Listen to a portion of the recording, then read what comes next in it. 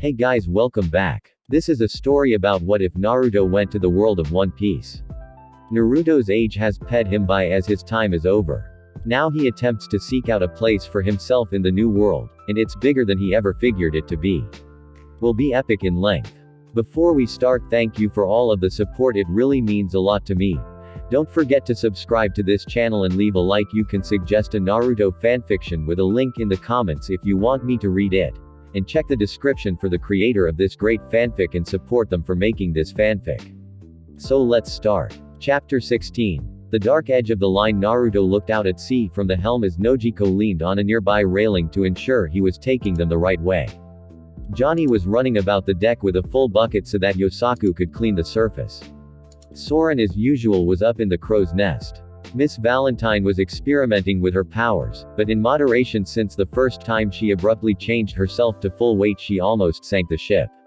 All of this atmosphere changed when Vivi marched out onto the deck and looked up to the helm where Naruto was with a determined look on her face. "Naruto, I want you to train me." "No you don't," was the unanimous response from everyone on the ship. Vivi blinked at hearing everyone doubt her, in stereo to boot. "What?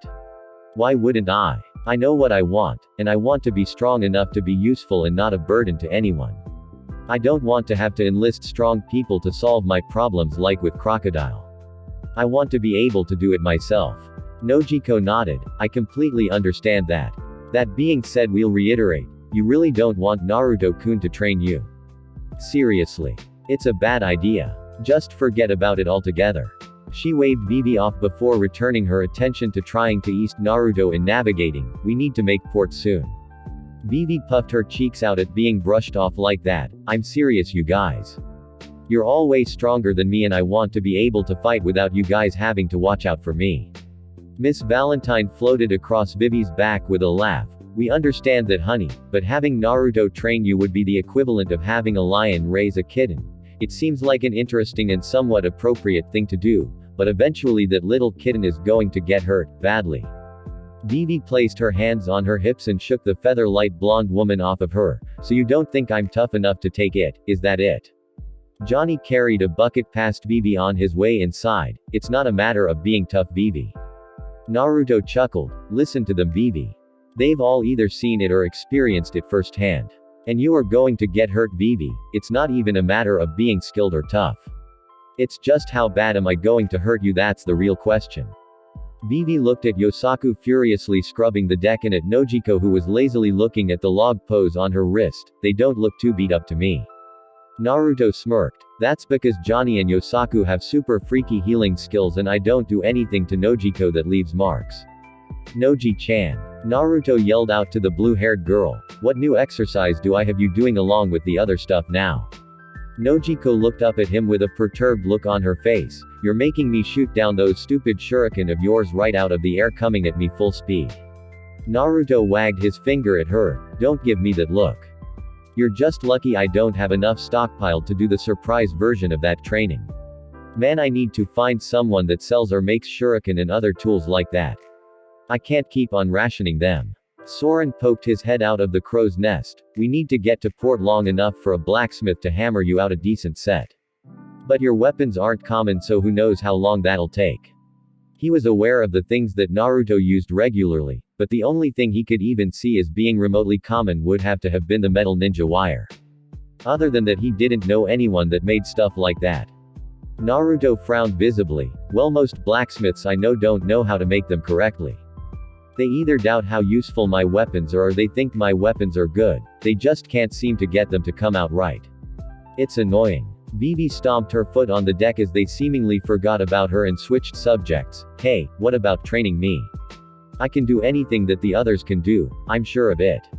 They don't have powers either." Naruto gave her a deadpan look before pointing at Johnny and Yosaku who had just completed their work. "Those two asked me for training before they really knew what they were getting themselves into and I didn't let them back out of it once we started." He then pointed to Nojiko. "I made her train because I'm a dangerous person to be around. You'll see soon enough.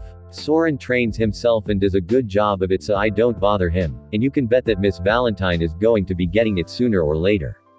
"Ah." Miss Valentine purred as she sidled up to her captain. "I'm going to be getting it, Naruto." I'm sure that I can't wait for it. Naruto grinned at her. Don't mess with me like that, Valentine. And I was serious. Soon enough I'll be training you too, as soon as I can figure out how to do it without sinking the ship, so get ready for that. You see. Vivi said, you're going to be working with everyone else except me. Why? Naruto sighed and leaned against the helm. Because I told Pell I'd keep you from getting hurt. If I trained you I'd probably end up hurting you worse than anyone else you'd ever end up fighting. You aren't a crew member that has to be joined to me like everyone else, so there's no need for you to fight Vivi. So you just want me to sit back and be a burden, just like before. Vivi said with her face darkening. Nojiko moved down the stairs towards the younger girl. No one thinks you're a burden. Why would you think that? Don't lie to me, Nojiko. Vivi said with her eyes lowered. I'm not that persuasive as a princess, I don't have that much political clout all on my own, and I'm not strong enough to protect myself, let alone my people. I want to be strong like Luffy, or Naruto. Naruto chuckled. No you don't. You don't want to be like me, it's very overrated. Vivi looked at him curiously. Yes I do. Why wouldn't I want to be like you? You're very powerful and you're a wonderful person. Naruto let go of the helm and jumped down before getting face to face with Vivi with a serious look on his face. To get this strong I've seen terrible things. I've seen the darkest sides of humanity that the world had to offer, and I've faced off with men that seemed to be devils in human flesh as well as those that thought they were gods on earth. I've seen too many people around me die, and I've caused too much of the same. Vivi slightly faltered but came right back. I saw my country plunged into civil war. I've seen death, Naruto, right in front of me. Pell, Chaka, and so many others got hurt and I couldn't do anything. I don't want that anymore. Naruto sighed and ran a hand through his hair. Do you know what it's like to be so strong it's dangerous for your home to allow you to stay there? Vivi shook her head. That's me. You thought the few jutsu that I used were destructive. You haven't even seen my best stuff yet. I needed to get this strong just to keep the people around me safe. You don't have to do that. You don't want to do that. Soren jumped down from the crow's nest and leaned against the mast. Wait, you were banished from your home for being too strong. How does that work? Did they think you were too dangerous to be kept around or something? Naruto shook his head. Believe me, by the time that I left, if they could have fought a war to keep me they would have. That's why I left. My presence in the elemental nations was like that of a super weapon as long as I was aligned with one nation. Someone like me couldn't be restricted to serving one place, so to keep the peace I had to leave and act as a neutral deterrent of sorts. All I really had to do from that point was just exist. Yosaku was curious about something. Naruto Aniki, you said you needed to get that strong. Why would you possibly need to get strong enough to level half of a city with one attack? Naruto looked over at the swordsman with an even glance. An army larger than the entire combined mobile forces of each major nation on the continent bent on taking it over, and they were easily replaceable. They grew like plants, and then you could throw them right in with the rest of your forces. I needed attacks that could get rid of tons of them in one stroke, and like I said, you haven't even seen my best moves yet. Hopefully you never will. He continued. By the time it was all over I was the last one left standing with the power to destroy the entire continent. I would never do such a thing, but the threat loomed, especially since I had a temper that was notorious by then. Hey, even the less than scrupulous nations watched their step in case one of their darker activities set me off. Eventually I just left. They didn't need me there anymore. He made a fluttering hand gesture. It was just time for me to disappear. Nojiko narrowed her eyes. No one just disappears. There had to have been someone that cared whether or not he was gone for good. He still wasn't telling them everything about him. The way he was talking, it was as if he got tired of just sitting around and waiting for something, but how? He wasn't that old. He didn't look any older than her at all. And to fight in a war the way he did and act as a deterrent towards peace long enough for an entire continent to settle down, something like that would take years, decades ever, and that if it wouldn't take a century or more. No one knows just how long it took for the world government to establish control over the globe, and Naruto says that he did it with a continent in his lifetime starting with nothing. It had to be impossible. No one does anything like that even if they were able to get started on the day of their birth. 20 years wouldn't even be enough time, and that's how old he looked more or less. Anyway, Naruto said absently, like I was saying before this all got turned onto me, you don't need to be this strong. You have people that can support you to help shoulder your problems, use that. Don't be like me. Everyone on this ship has somewhere to go home to. Soren raised his hand. I don't, Uzumaki. Johnny and Yosaku raised their hands as well. We don't either, Naruto and Ikki, we're with you all the way. Miss Valentine raised her hand and laughed. Do you think that anyone that joined Baroque Works had anywhere else to go? I'm your problem for good now, Naruto. Nojiko shook her head. I'm not even thinking of going home until Nami does, Naruto-kun. Vivi smiled victoriously. Well, I can't go home, so how about that? And I have to get stronger so that I can protect my country, as everyone there is precious to me. So what's your argument now? Vivi watched Naruto's face drop into a perturbed mask. Naruto muttered to himself, allowing Vivi to show a victory sign to the rest of the crew. Naruto then turned around and headed inside. Remind me to stock up on extreme amounts of alcohol when we reach another town. I have a feeling that this little adventure of ours is going to need me to get drunk sometimes to keep going. As soon as Naruto disappeared inside, Vivi whispered loudly to everyone else, I think I've got him. Johnny and Yosaku ran up to Vivi and each took one of the princess's hands while crying anime tears, freaking her out somewhat. Finally, Johnny said, Naruto and Ikki takes it easy on Nojiko Ainu. We'll finally have someone to share our pain. Yosaku was nodding and blubbering right next to him. Nojiko pulled out 2 pistols with a tick mark on her head. He takes it easy on who now? He finished, ing them both and aiming them at the boys. Both of them backed off away from Nojiko before they ended up getting crushed under Miss Valentine, who sat on them both. You do know that Vivi's a girl too, right? Why don't you think that he'll take it easy on her? Yosaku heaved out his answer underneath the heavy blonde woman, because she's making him train her. And he's pissed about it. He then ped out from the lack of oxygen he was getting. Miss Valentine blinked and got off of them. Oh, that's a good point. Naruto really doesn't seem like the kind of guy that likes being told what to do. She then looked over at Vivi before breaking into laughter and walking inside. Good luck, honey. Vivi was in Naruto's office bedroom looking over his shoulder eagerly as he sat at his desk while replenishing his kunai and shuriken pouch for when they docked. So what are you going to teach me? Naruto exhaled loudly as Vivi's duck Karu came into the room and started absently pecking at his shoulder while she herself stood over him waiting for him to answer. I need to fight you first and see what you're good at before I can say anything about it or see how I can help you. So let's go. Vivi said excitedly. We can fight right now, can't we? Naruto turned around in his chair. No, we can't. You've seen and heard about what happens when I fight, and I'm not destroying the ship just to figure out what you're capable of against me. We'll get to an island with lots of room or something and then we can fight. Just be patient, we've got time. Naruto then grabbed the beak of Karu, who was still blankly pecking away at him. Is he going to fight too? Vivi shrugged. He can.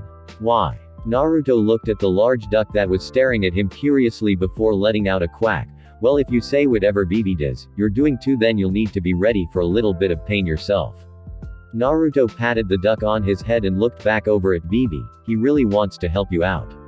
You can understand him, Vivi said questioningly. Naruto nodded with a grin. It's a nature thing. Naruto rubbed the duck's head. Don't try to figure it out. I'd probably at trying to explain it to you anyway. Naruto-kun. Naruto and Vivi both had their attention caught by Nojiko running to his door frantically. What's the matter, Noji-chan? Nojiko pointed outside. You really need to see this. She ran back outside, followed closely by Naruto and Vivi. Naruto reached the deck quickly amid the setting sun of the late afternoon and looked out from the front of the ship to see smoke rising from the port town on the horizon. Soren. Binoculars. His response was a set of the ocular device being thrown from the crow's nest into his hands. He grit his teeth at the sight of seeing the place half raised to the ground. What the is going on here? Soren yelled down from the crow's nest. So what's the plan, Uzumaki? Are we going to run or what? Naruto thought for a moment. Johnny. Yosaku. Get up here. In a mere moment the two were right at his side. You two want to go check this out or are you staying? He handed off the binoculars to them. After looking through them and nodding to each other, Yosaku spoke up. We're with you, Naruto and Ikki. Naruto looked up at Soren. What about you? Are you in? Soren jumped down from the crow's nest and landed at Naruto's side, tightening his bandana around his head. Yeah, why not? Let's go. Naruto made a cage bunchen and had it man the wheel. Noji-chan, go get your rifle and get up to the crow's nest. How close do you need to be to give us decent cover? Nojiko squinted and made an aiming motion with her hands at the town, a quarter-mile out. What about the cannons? I know how to fire those too, Naruto-kun, you might need it. Naruto shook his head. Don't do it unless I send you a signal. We want this to be as subtle as we can be. The rifle should be enough. Nojiko ran off to grab her guns and ammunition while the others all kept looking out at the town. Who did this? Johnny asked. He already had his fingers creeping towards the handle of his sword in anticipation. I couldn't tell you. Naruto responded with his eyes coldly looking at the destruction, but we're going to find out in a little bit. Naruto's cage bunshin got everyone close enough for Naruto himself to get them all ashore with separate uses of Shunshin no Jutsu, body fair jutsu, leaving Naruto, Soren, Johnny, and Yosaku on their own. As soon as they reached land, the smell of blood mixed with ocean air permeated through the air, filling their nostrils. It didn't take long for them to begin finding bodies littering the streets. Soren kneeled down by one and felt its body heat. We missed whatever happened by a few minutes, Uzumaki. Whoever did this should still be here. Naruto nodded silently as they kept walking around the destroyed city. There wasn't a single building that they could see that didn't have damage done to it. They were either set ablaze or outright destroyed. Johnny and Yosaku had never seen anything like this before and he could tell it was getting to them. Soren on the other hand didn't show any outright emotion towards what was being seen, but he was unusually quiet. Eventually they came to one building that was completely untouched, the town bar. Naruto led the way inside where they found one man ruthlessly dissecting the other people inside. The man was thin and lanky, wearing a full head helmet covering his face that was light blue and white with many holes in it and headphones on the sides. Long wild blonde hair descended from the back of the helmet down to the man's thighs. He had an open collar long-sleeved black shirt with polka dots, a red sash around his waist, and jeans that were frayed on the side. On his wrists were a pair of hand guards that had long detachable scythes connected to them. Scythes that he used to ruthlessly cut down everyone in the bar. After finishing off the last man inside, he turned to face the Foxhound crew members present. Soren stepped forward, cracking his knuckles. Yeah, I call this guy. Naruto shrugged and led Johnny and Yosaku out of the bar before they could do something stupid like jump into the fight instead of Soren. Naruto could see that guy was out of their league. Even if those two had fought together and had a level head, they still would have lost. Soren on the other hand could beat him, he was sure of it. Soren rolled the kinks out of his neck as the guy he was facing off with just stood ready to fight. I don't suppose you can let me get a drink before we do this, could you? The man didn't say a word. I didn't think so. So can I get the name of the guy that I'm about to run through? Killer. Was all that the man said. Soren let out a light chuckle. Wow, that's really creative. He dropped into his tiger stance. Alright, let's do this then. What the was that, Naruto Aniki? Yosaku snapped at Naruto once they were a decent distance away from the bar. That was the guy that did all of this and you aren't even going to let us fight him. Naruto didn't turn back towards the bar. That wasn't the guy that did this. Naruto pointed in a direction where a plume of flame went up. The guy that did this is over there. He didn't even have to turn around to know that Johnny and Yosaku had taken off in that direction at full speed. I didn't tell them to take their weights off before we left, punks. Naruto simply walked down the street slowly until he came across another man standing directly in his path. The man was pale and muscular with bright red hair resembling flames. He had dark circles around his eyes and dark red colored along with dark colored fingernails and no eyebrows. He wore black pants covered in yellow spots with red strips hanging over his boots as well as a blue sash around his waist below a bandolier where he held a dagger and a flintlock pistol. He had a pair of square goggles on his head and a large fur captain's coat with no shirt underneath. His right arm was in the sleeve while the left was outside and under the coat. The man glared at Naruto who was simply staring right back impively. What do you think you're looking at? Naruto didn't blink. I don't know yet. He looked the man over before raising an eyebrow upwards. You know, the lack of eyebrows thing kind of reminds me of someone I knew a long time ago. A sneer crossed the man's face at how Naruto absently commented on his appearance. People that look at me like that die. Naruto kept his hands still inside of his sage coat pockets. Is that what happened here? People looked at you and you decided to turn the place inside out. Maybe you should try wearing more normal clothes then. I mean, look at me, I look cool and I don't attract attention by looking like whatever it is you're trying to look like. You idiot. The man stated, I didn't destroy this town because of that. These idiots didn't take me or my dream seriously. Well, I wonder how seriously they take it now. They're all dead. Naruto bristled at hearing that everyone in the town was dead. Used Kid, the future king of the pirates. The man that will find One Piece. Anyone that doubts me or my goal don't deserve to live. Another psychopath I see.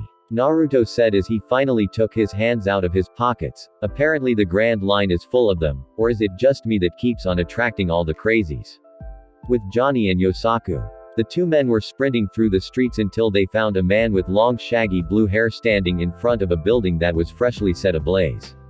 There were people running out of the building fully ablaze before collapsing in the streets, dead. You son of a. Johnny quickly rushed at him and drew his Uchigatana in a horizontal slash. The man dodged the attack easily and turned to face both men who had their swords drawn and at the ready. This person had on a strange sleeveless shirt, red pants, brown boots, large thorn tattoos on his shoulders, arms, and neck. He had deep, black sunken eyes and stitched scars all about his face, most notable on his mouth line. He drew two swords and gave both men a haughty look. It looks like we missed a few. I guess I'll finish you off as well before Master Kid calls us back. Yosaku gripped his blade tightly. What makes you think you can do this and get away with it? What did these people do to you, huh, you bastard? The man simply stood in a ready stance. It doesn't matter. We can do whatever we want. If these people were too weak to stop us or do anything about, then that's their problem. The weak simply die, just like both of you are.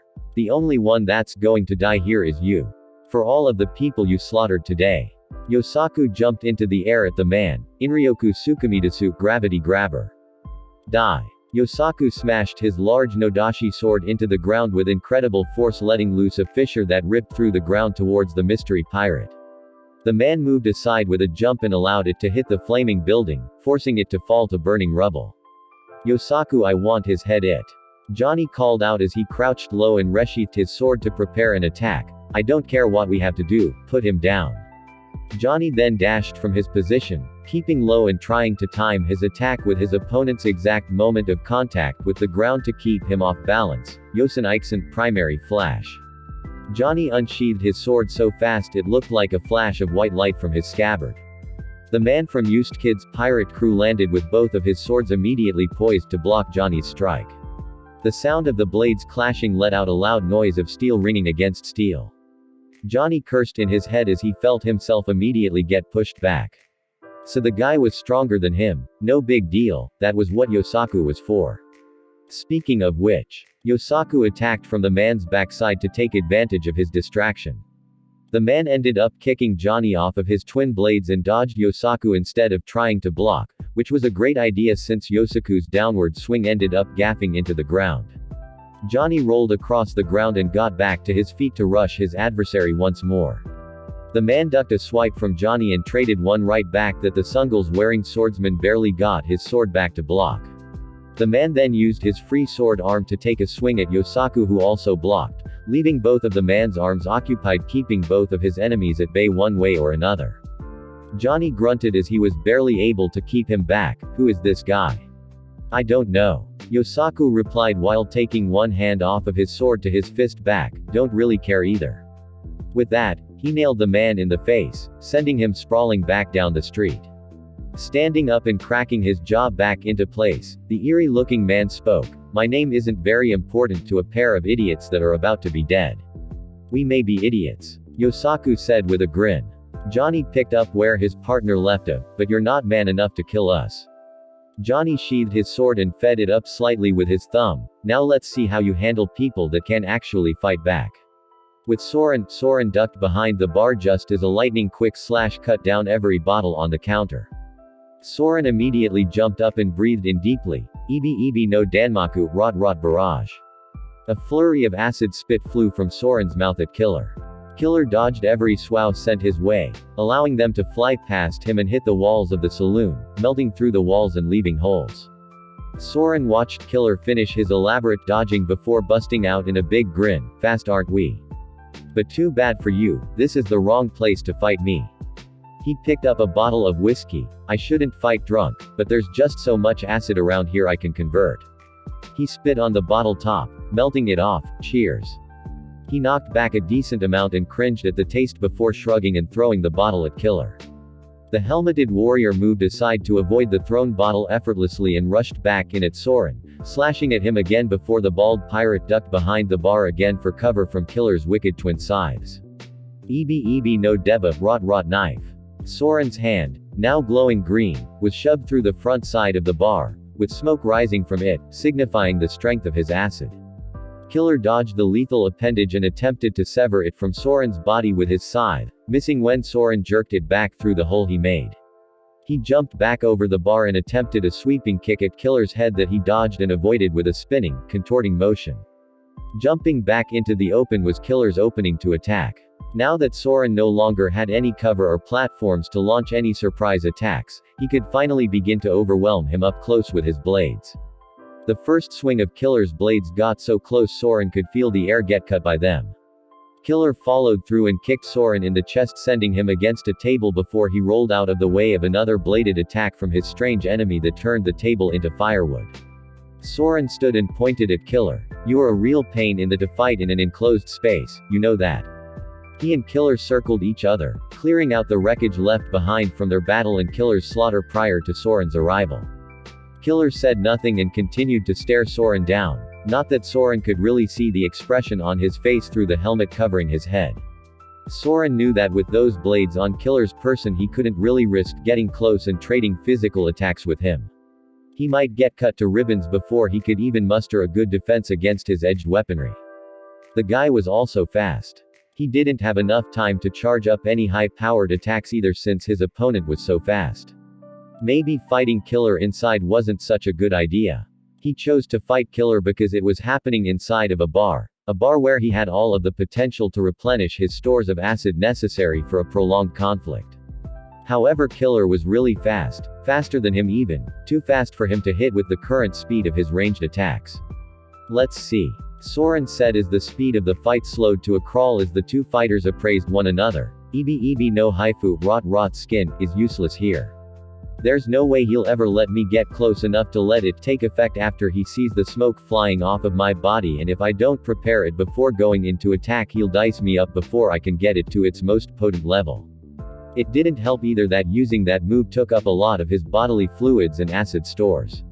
He had to make sure that it worked or else he would only have so many swows left in him for any other moves. He was better off keeping that little trick hidden for when he needed a moment to think and had to get Killer off of him. This was starting to get fun. He hadn't had anyone worth fighting since he faced off with Naruto when they first met. Right then, EB no sum rot claws. Soren's fingernails glowed green, showing that his cuticles were now coated in his corrosive fluid. "Let's see how fast you really are." With Naruto. Ever since he first started out as a young genin-level shinobi in his village of Konohagakure no Sato, there had always been something of a hero complex in Naruto's head. Before he ever became a ninja all those years ago, he used to dream about going out and fighting bad guys, saving princesses, and taking down fortresses full of evildoers. Now while he actually ended up doing that stuff, he learned that the reality was darker than he ever dreamed it could have been. The bad guys were more depraved and capable of things he hadn't imagined the human psyche capable of conjuring up. The princesses were sometimes under a yoke of oppression set up over the course of years and opposed by forces that sometimes dwarfed his own village's aimed military might. A lot of the time he ended up taking down the big boss directly, but if he hadn't he might have ended up caught in a bloody, long civil war multiple times. And the fortresses that Naruto got used to storming and taking down were usually filled with the darkest secrets the world of shinobi had ever produced. The entire process eventually wound up somewhat jading Naruto over the whole hero thing. The older he got, the less clean victories he ended up getting in the long run. It seemed once he hit puberty the world figured that making everything so cut and dry, such as the good guys win and the bad guys lose, was for kids. Every victory started coming with a cost, and the cost was usually with the blood of good people. Every defeat took its toll, and the toll was more often than not even more blood of even more good people. For every victory he seemed to get, there seemed to be 3 more issues that arose in the wake of his success. By the time he finished the last great war in the elemental nations, he had his fill of being a hero. However, that still didn't mean he didn't have a sense of right and wrong. He still hated when evils and atrocities happened around him, because if he had to notice it himself, chances were that nobody was planning on doing anything about it. He liked to save the pretty girls when he could because the rewards were rewarding, both in the spiritual and physical sense. He couldn't help himself. When there was something going on that he knew he could stop or deal with himself, he liked to do so. Which is why he chose to face off with Used Kid, because somebody had to do it, so why not let that somebody be him? You killed an entire town because they didn't think your dream was possible. Naruto questioned. That's the stupidest excuse for killing anyone I've heard in a long time, right up there with this guy that believed that causing explosions was a work of art. It doesn't matter what you think. Kid said, making a grand gesture with his arms. What kind of dream is worth having if it's easy to attain? The thing you need to reach your dreams is the determination to achieve the impossible. If you have that, then what's the use in having a life goal that isn't big? He then looked at Naruto with disdain, but someone like you obviously doesn't understand. And anyone that has the nerve to laugh at me and my ambition, I'll just slaughter them. Naruto shook his head. The thing is, I do understand. More than you'll ever know. But the killing innocent people just for having an opinion that you don't like, I can't really say that I like that attitude. If Naruto had that mindset growing up, then he would have had a body count that read out like an attendance list. Kid just shrugged. Then I guess I'll just kill you too. Naruto opened his kunai pouches on both of his thighs. Kid, you take life way too seriously. With a blur of his fingers, he reached inside and unleashed a torrent of shuriken and kunai right towards Kid. Kid smirked as he lifted a single hand. Raiparu, repel. Naruto's barrage of sharp, metal death stopped in midair, getting his eyes to widen in surprise. Naruto then stopped to think. If he could stop his weapons in mid-flight, then, oh. Purple electricity sparked around Kid's hands before he sent Naruto's weapons right back at him at a blistering speed. Naruto ducked and leapt out of the way of his own tools. Even if he had brought his Hiraishin kunai for this fight, it would still be useless as long as this guy's power was active. Anything metal would never even get close. That was okay with Naruto though. He didn't need a weapon, his hands were his weapons. Still, getting close was a bother. He threw about 15 weapons at Kid, and each one was currently buzzing around the battlefield like an angry hive of metal hornets, darting in and out at him at random intervals. Screw getting close, who had to get close when he could just blow this bastard away from afar? Naruto came to this conclusion when he suffered a cut on his cheek right before his body wound up riddled with all of his own weaponry. Kid smirked until he saw Naruto's body burst into smoke and a log fall to the ground in his place. He then felt the sting of Naruto's fist collide with his face and send him flying into the remains of a building. Naruto shook out his hand and dabbed at the wound on his cheek. The cut had already healed. Kid picked himself up out of the rubble, wiping some of the blood away from his. That's not a bad punch. And you're fast. Too bad we're just getting started though. Kid extended his arm as the purple electricity crackled around it wildly. Naruto watched until he saw his own weapon supply drifting out of his holsters and towards Kid's arm along with all of the spare metal in the area. Scraps of iron, cooking pots, swords, anything metal drifted towards his arm and encased it to form a MIV giant arm comprised of everything he had gathered. Naruto watched all of this transpire with an intrigued look on his face. That's interesting. Kid started laughing to himself as he flexed the fingers of his metal golem arm. Anyone that gets in my way or doubts me is dead. And you're next. I won't stop until I become king of the pirates.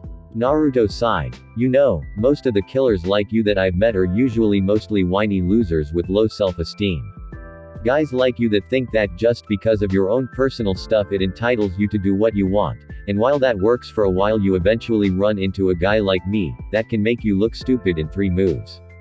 Kid sneered at Naruto. I don't even know who you are and you think you can go up against me. He lifted the MIV hand into the air and attempted to crush Naruto underneath his fist. You're out of your league here. Naruto stood still and let the gigantic hand smash him into the ground, or so it appeared until Naruto appeared on top of the metal hand standing in place. Kid's eyes widened. What? I know I hit you. How did you survive that? Naruto grinned. There's never just one me running around when I fight.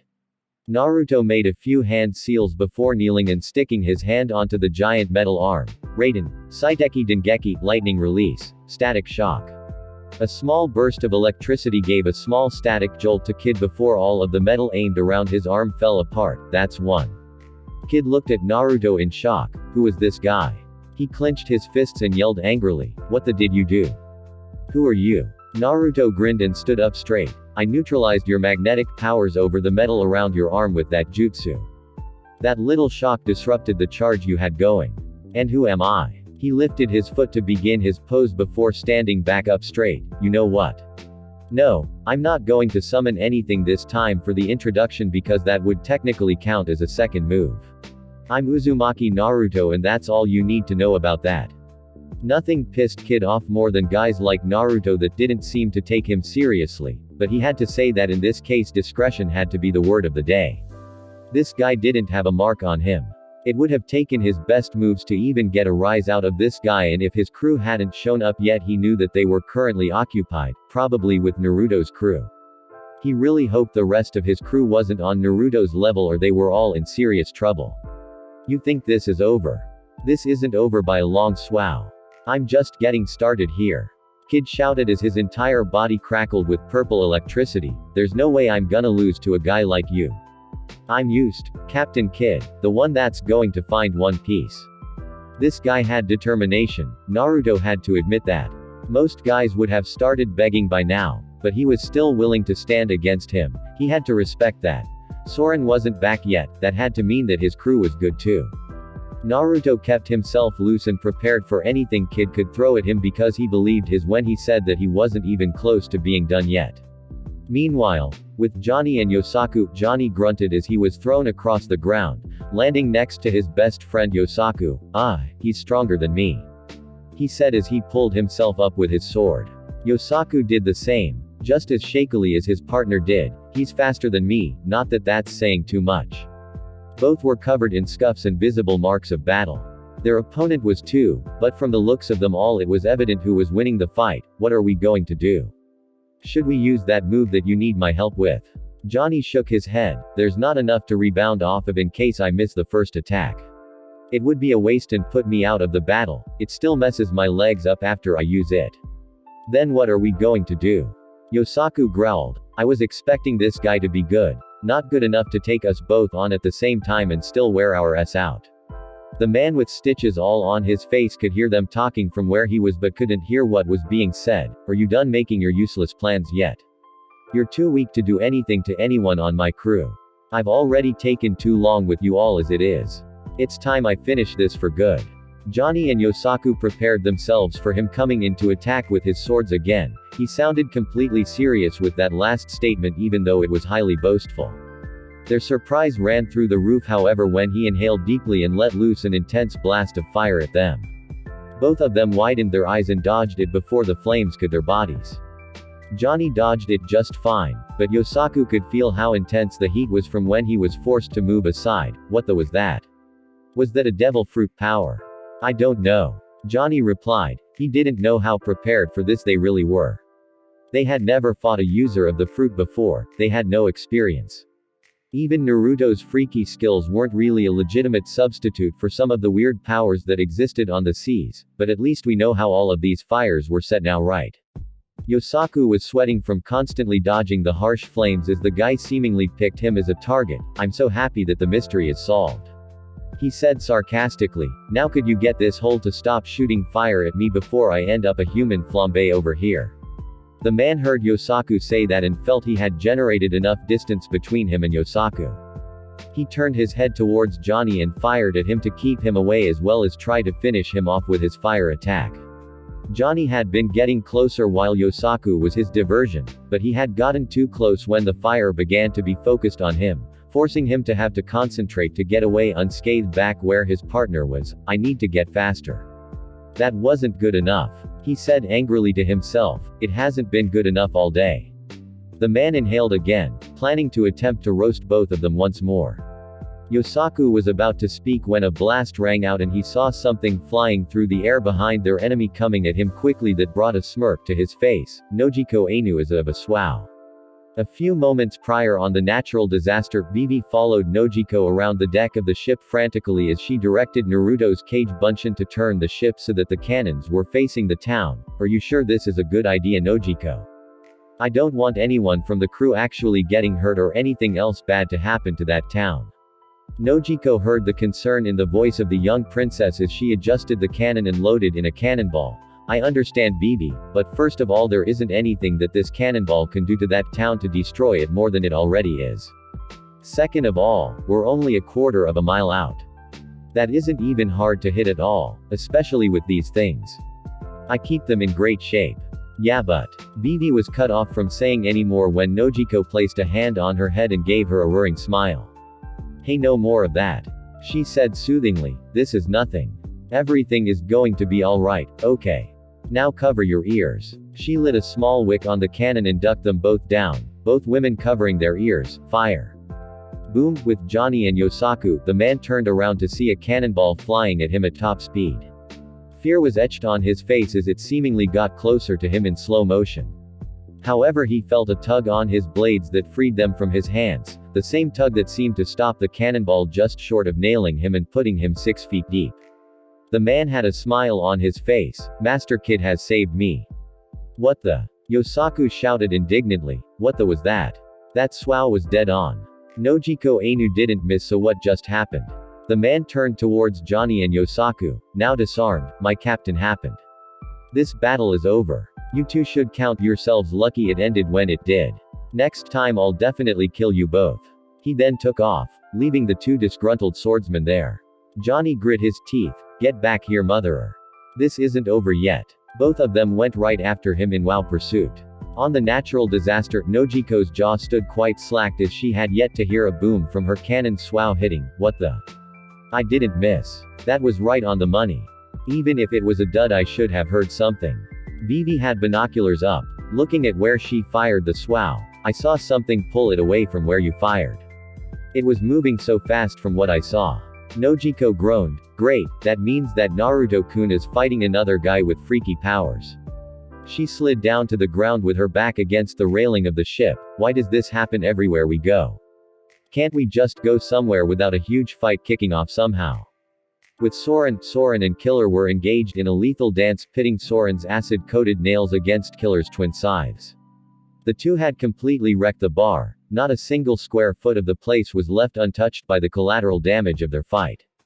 There were deep slashes from both a blade and grooves in the walls and floors made by something with corrosive properties as well.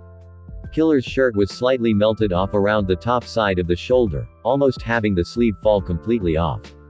He also had a quite visible mark made from Soren's Ebi no Sum rot claws carved into his helmet.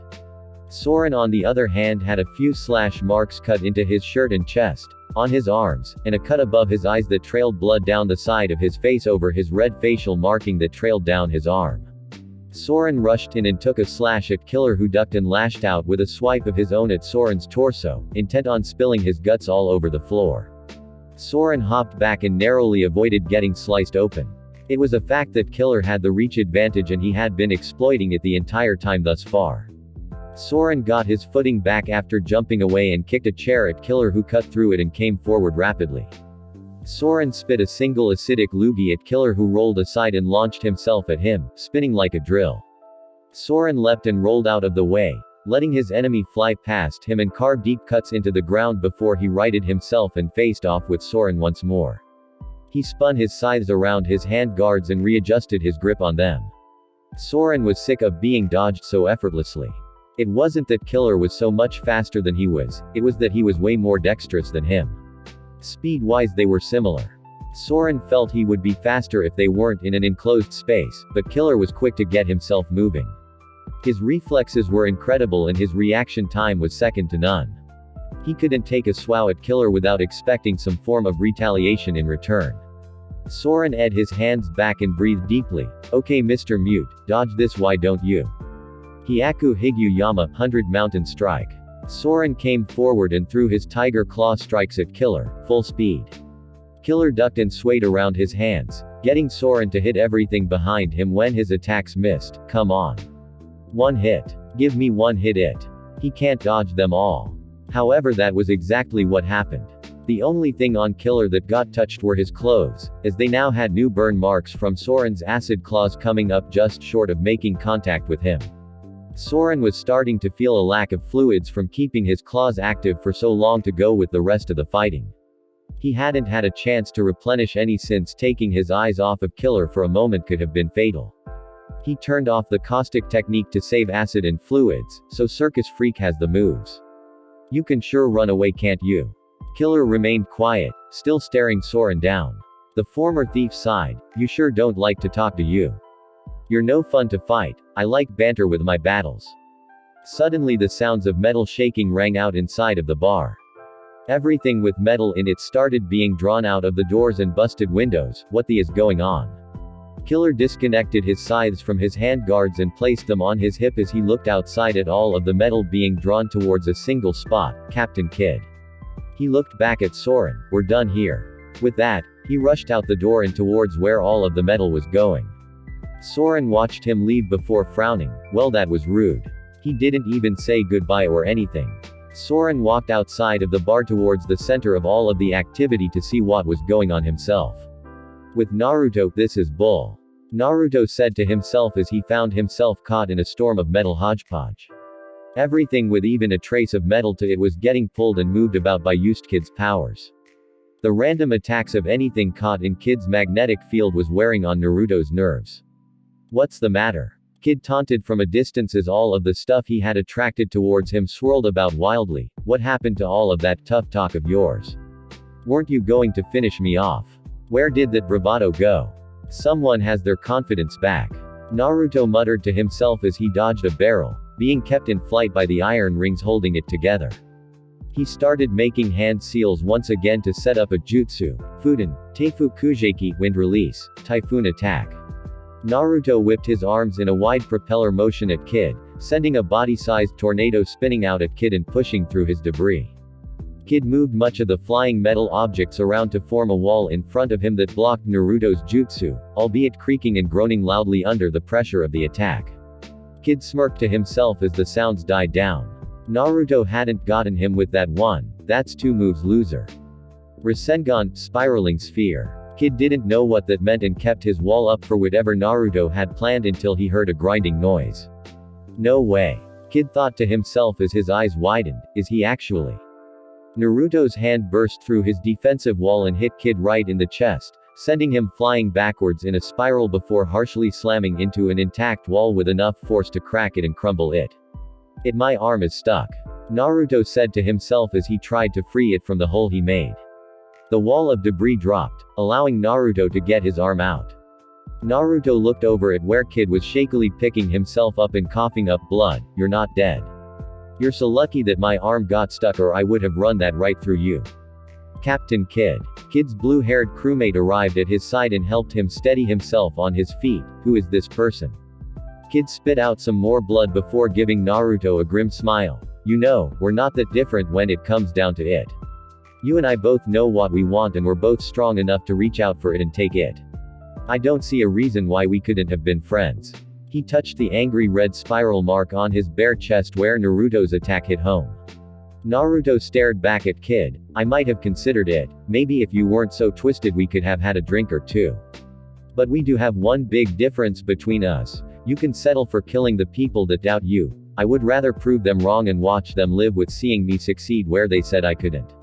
Honestly, I think that's a sweeter way to go about it. Kidd chuckled to himself as more blood dribbled from his. Well, to each his own, I guess. Killer appeared at his side, holding him up on that side as well. We'll meet again, Uzumaki Naruto. Don't get yourself killed out there on the Grand Line. I aim to do that myself. Lifting one hand, Kidd generated enough power to make a platform for his crew to stand on that carried them away, presumably to wherever their ship was waiting. Naruto watched them leave with a solid face before a small grin appeared. That was 3. His crew stepped in, so I'm not sure if he could have kept going or not. He turned around and started walking back towards the edge of town. Alright Kidd, I'll give you that one. Naruto Aniki. He saw Johnny and Yosaku running towards him. Where did that guy go? He ran away before we could finish fighting. Naruto kept on walking, motioning for them to follow. They got away, guys. There was an entire crew of them, there were probably more watching their ship just like what we have. Don't worry about it. You'll have another swow at whoever it was again. I'm sure of it. Soren landed at his side. What about the people Uzumaki? No one here survived. He asked, what do we do? Naruto had a grim look on his face. I'll handle it. He made a cross-hand seal with his index and middle fingers. Kage Bunshin no Jutsu, Shadow Clone Jutsu. 50 clones popped into existence that went off solemnly around town. Naruto pushed his hands into his pockets and kept walking. Come on, they'll take care of the dead. Yosaku had a look of pure anger on his face. What is wrong with people like that? Why would they do something like this? Soren's face was stone serious. It's the grand line. Every freak, murderer, villain, and ed-up piece of work worth talking about is out here doing God knows what to just about anyone. This is just the beginning, you haven't seen anything yet. He walked ahead of the group as he spoke darkly. You'd better get your mind right, because you haven't seen anything yet. This world gets a whole lot worse, trust me. Johnny's fists were tightened. We need to train harder. We can't let this happen anywhere else again, got it? I'll get faster. I'll get so fast I'll be able to finish off any bastard that even thinks of doing something like this again. And you will. Naruto said. Now let's go back to the ship, and you don't need to tell the girls what we saw here, understood? Both men nodded. Good. You did good today. A few months ago you both would have been cut down before a fight even got started. Both Johnny and Yosaku took some pride in that, but still, they still felt like they could have done more to win.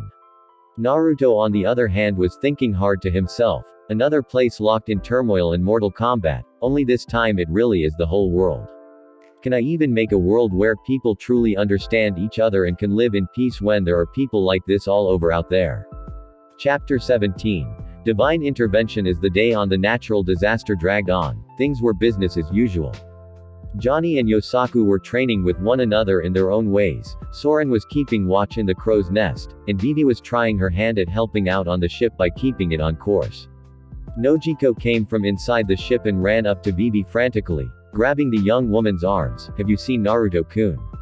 Nojiko shook her frantically. I haven't seen him on deck all day. Calm down, Nojiko. You're making me dizzy.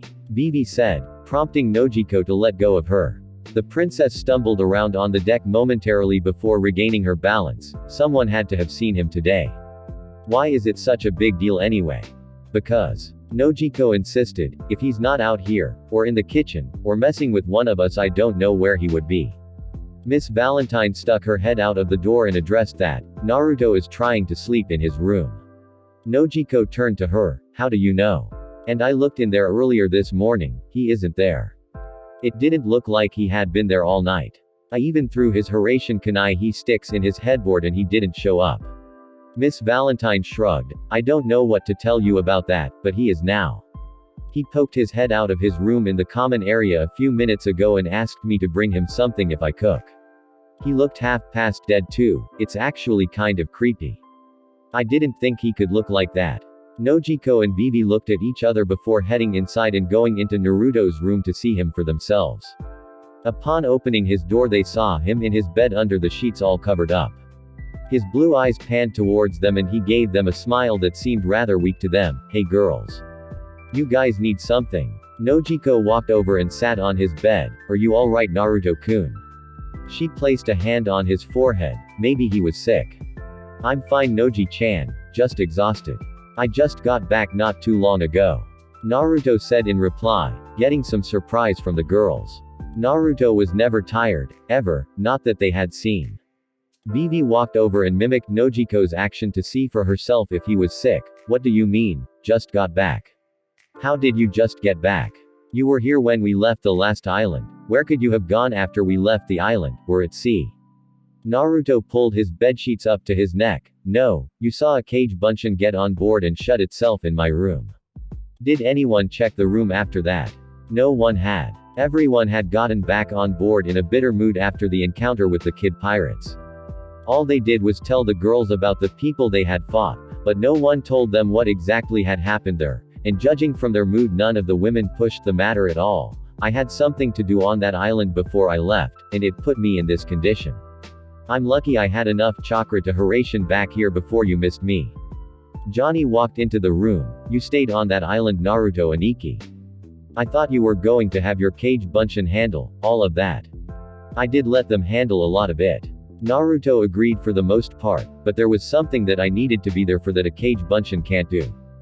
Johnny's sungles reflected in the light of the room. Like what? He asked. Flashback: the previous night, the destroyed island, the full moon provided enough light for Naruto's Kage Bunshin to sift through the remains of the village and find all of the bodies that had been concealed by the destruction of the village. Eventually his Kage Bunshin had scoured every inch of the place and had placed all of the bodies on the ground neatly in rows. That's all of them, boss. A Kage Bunshin remarked to Naruto, who was sitting on the rooftop of an unruined building over top of the scene with his eyes closed. His body was seated in a meditative stance as he had a serene look on his face. Naruto sighed. Thanks. You guys can all dispel now. I'm going to need every scrap of chakra I can get, and I can only keep 5 of you around at a time when I do this anyway. The clone took one last look at the deceased villagers and saluted Naruto before disappearing in a puff of smoke. With that being done, Naruto stood up and opened his eyes as orange pigment bordered his eyes, but as for the eyes themselves, they were no longer a deep blue, but now a light purple with a ripple pattern around the iris. Naruto cracked his neck to the side and rolled his shoulders out. The things I do for this world, Getu, outer path. A large figure in the form of a MIV head with its mouth open appeared from the ground in a spectral purple light. Okay, let's do this already, he muttered as he formed 2 hand seals and held the last one. Getu, Rinne Tensai no Jutsu, outer path, Samsara of heavenly life jutsu. A green light engulfed Naruto's body and emerged from the mouth of the outer path Naruto had summoned. As the light continued generating from the mouth of the figure, it began to encompass the bodies of the dead villagers. Come on, Naruto said, straining visibly, hurry up. Naruto's hair began to gray and his features started weathering over and wrinkling. Eventually the glow stopped and faded from the bodies of the people, cueing Naruto to let go of the hand seal and drop to his knees on the roof, breathing heavily, his features slowly regenerating back to their previous youthful state, his hair slowly returning to its usual bright blonde color. Naruto let his body drop on top of the building as his eyes slowly closed with a smile on his face before he began snoring loudly. The villagers all slowly began to stir and look around as they were all certain that they were dead. They all took note of their ruined town and knew that what had happened wasn't a dream when they took notice of a young blonde man sprawled out on top of one of the still intact buildings. One of the village men shook their heads ruefully at the mysterious blonde before his attention turned back to his fellow villagers and their own current and pressing issues. Some people will sleep anywhere. End flashback: Naruto met Johnny's sungles covered eyes with his own and spoke firmly, don't worry about it. Now enough about me, the ship isn't going to run itself. I'll be up and about before you know it. You all need to keep things together until I get up. Johnny gave Naruto a long hard look before finally saluting him. You've got it, Naruto and Ikki. He turned around and left the room. If Naruto and Ikki didn't feel like telling him, then that was that. There was nothing he could do to get it out of him. Good man, Naruto said to him before he got out of sight and ears. Wow. He didn't need anyone knowing that he could do that. If they knew that he could bring the dead back, the dynamic on the ship would change dramatically. They already knew he was stretching the borders of things that humans could do, as it were. If they knew about everything he could do without reason for them to find out, who knew what would change. As long as his crew learned a lesson from the fight with the kid pirates, he didn't need to tell them unnecessary things. The events from yesterday resonated deeply, especially with Johnny and Yosaku, who were downright miserable when they realized that even with all of that hard work they could still fail. But the setback was a learning experience for them, as they hadn't been forced to feel helpless like that in any fight since he had started working with them. If they had strong character, they wouldn't let that break them, and they would work harder to prevent anything like that from happening again. As evil as it was for him to keep the fact that he had brought them back to himself, he had to, or else the two swordsmen might lose their edge, and after seeing people like that existing on the Grand Line with his own eyes, he could not afford that to happen. Nojiko stood up and crossed her arms while looking down at Naruto. Okay, what exactly happened on that island? Johnny and Yosaku got up before dawn and haven't stopped killing themselves training until just now when Johnny came to see you, and Soren hasn't said 2 words to anyone since you guys got back yesterday. Naruto didn't really answer her. All you need to know is that I need to get you stronger quickly. Both of you. Naruto said, switching his gaze to Vivi. Vivi's face lit up. So does that mean you're going to help me? Naruto nodded. Yeah. I feel like crap, but for what I need to do I don't need to be at full power anyway. The next island we reach we're going to see just what you've got. Vivi was kind of put off that he didn't think he had to be in peak condition to handle her, but she was still too excited about possibly getting trained by Naruto. That's great. Where's the next island? She asked Nojiko. Nojiko tapped her chin in thought. If we keep this pace we should be to a small outcropping of islands in the next few hours. Who's manning the helm? She asked. Vivi paled and quickly ran back outside as it was her own self-tasked job to learn how to control the ship. With Vivi gone, Nojiko's focus rested solely back on Naruto. She pointed down at him firmly. You. Stop hiding things. I will. Naruto said, resting his hands behind his head. I'll stop hiding things when you need to know about them. Naruto stared right into her eyes and realized she wasn't going to back off about this. And he didn't feel like getting up and walking away with the condition he was in at the moment. Fine Noji-chan, you win. If I tell you one thing, will you just acknowledge that there are some things that you can't push out and just have to let gradually surface? Nojiko sat in Naruto's nearby office chair and gestured her arms inviting him to proceed. Convince me then. Naruto sighed. Alright then. To save my home continent I had to mow through an army of grown and harvested human beings. Fight off a bunch of undead people that held a power similar to my own. Defeat my former best friend who turned to the brink of lunacy and tried to eradicate all life on the continent because he wanted them all to feel his hatred. Stop a madman directly related to my insane former best friend who tried to enslave the entire world with the Ing Moon. And that power I alluded to has the potential to end all existence at not but a whim if I were to let it loose. He then gave Nojiko a dry look. So what have you done lately? Nojiko just sat there staring Naruto with wide eyes, not knowing how to respond to that. All he had said thus far before this was that he had fought in a war. What the kind of war was this? Nojiko said vacantly. What? How? Naruto rolled over and shut his eyes. I didn't say I would tell you how all of this happened. I didn't even say I'd go into detail on everything. Do you know how long that would take to tell you?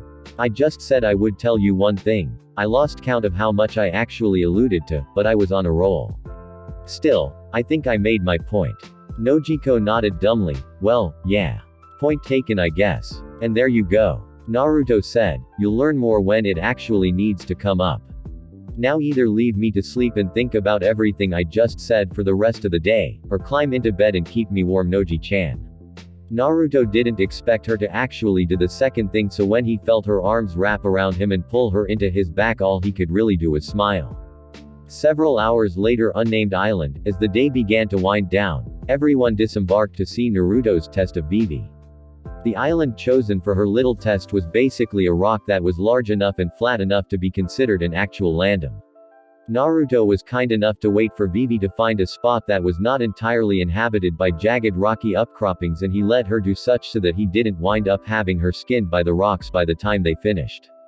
Vivi was rather excited for the test Naruto was going to make her undergo. She was dressed white shorts that came right to her thigh, white-heeled boots that stopped just short of her knees, and a light green long-sleeved button-up blouse with thin blue diagonal stripes. All in all, she didn't really look too ready for a fight, but Nojiko never did either, to be fair, because right now she was wearing jean shorts and a deep V-neck sleeveless pink shirt with heeled sandals on. The only thing that ever really indicated that she was ready for a fight was the ever-present holster belt she always had around her waist that kept her sidearms with her, and the sometimes presence of the leather strap she would have over her shoulder that held her swagon and rifle crossed up on her back. Naruto was still looking rather pale and out of it by the time they got there, but he was assuring everyone he was good enough to see what Vivi could do. All he really needed to do was to pay attention to see what she was capable of. Naruto stood across from her as she stroked Karu to prepare him for the fight. Okay, Vivi. Naruto said, holding a bell in his hand. The name of the game is to get this bell from me any way you can. I don't care what you do. I don't care how you do it. I just need you to take this from me one way or another, got it? The blue-haired princess nodded. It was straightforward enough. Are you ready to do this? He asked her as he tied the bell to a divot on his orange sash. Absolutely. She replied as she finished petting Karu. Okay Karu, let's get him. The spot-billed duck let out a determined quack to go along with Vivi's confidence. The princess got on Karu's back and pulled out her small sharpened jewel weapons attached to wires that she placed around her pinky fingers. Alright, time to show him what we've got. Quack. It Karu, don't sit down. Stand back up. Vivi shouted at the duck underneath her that took that moment to be a good time to sit down on the battlefield. Naruto picked his ear with a bored look on his face. Yeah, do you want to postpone this until you and Karu get your stuff together? Vivi, having finally maneuvered Karu to his feet, looked at Naruto with determination. No way. We're ready, Karu just needed to warm up first, right? Karu let out a quack backing her up. See? We're ready for this. Naruto pulled his finger out of his ear and fed what he mined out to the side. Well then bring it before my feet start growing roots here, and remember. His eyes hardened on her. Come at me with the intent to kill. Vivi narrowed her eyes and growled at Naruto. Alright, you asked for it, Kujaki Shinrei P slasher. Vivi and Karu picked up steam and ran across the field at Naruto, who simply stood still and watched them rush him down. As she charged Naruto atop her speedy fowl, she began rapidly spinning her weapons, making them deadly slicing weapons. All of the others were sitting on the side watching the fight from a distance. Nojiko pointed at the sight of Vivi charging Naruto on Karu. Does she know that this is a terrible idea that doesn't have the slightest chance of working?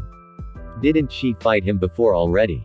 Miss Valentine laughed as she sat on a boulder to get a good seat. She didn't really fight him.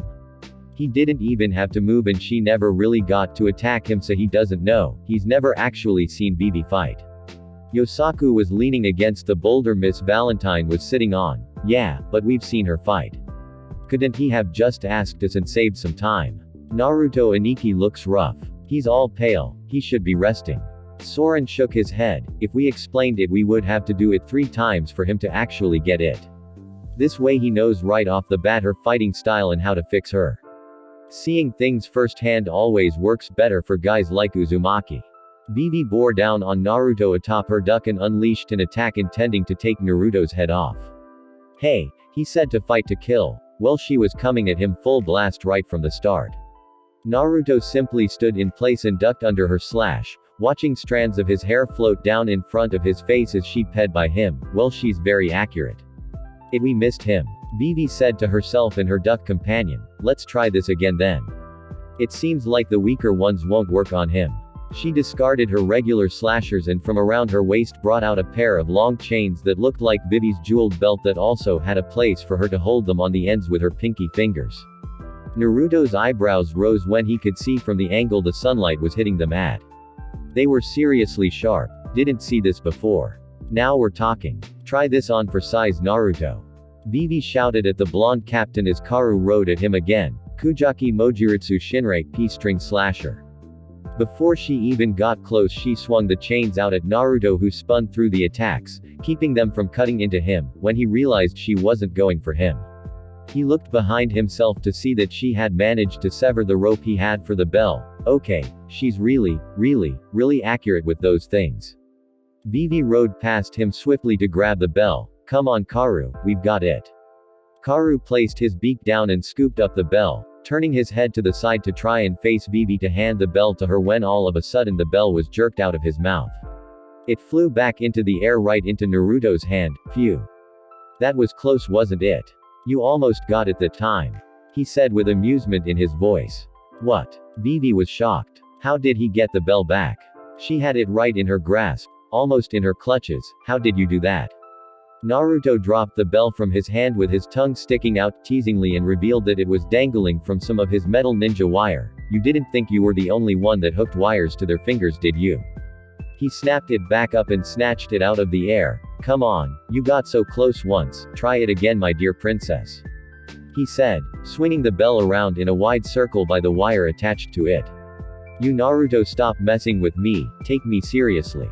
She said angrily, prompting Karu to charge him again. Get him Karu. She's sweet, but prone to outbursts of anger, especially in situations like this. Naruto thought to himself, shaking his head as he saw her come forward. Did she think that would work 3 times in a row? Don't get upset, Vivi. Naruto said to her, it takes a lot to make me get serious. Vivi swung her enhanced chain slasher at him and gasped in shock when she saw it actually hit. However, when he burst into smoke and revealed a log that had been cut in half, she looked around for him.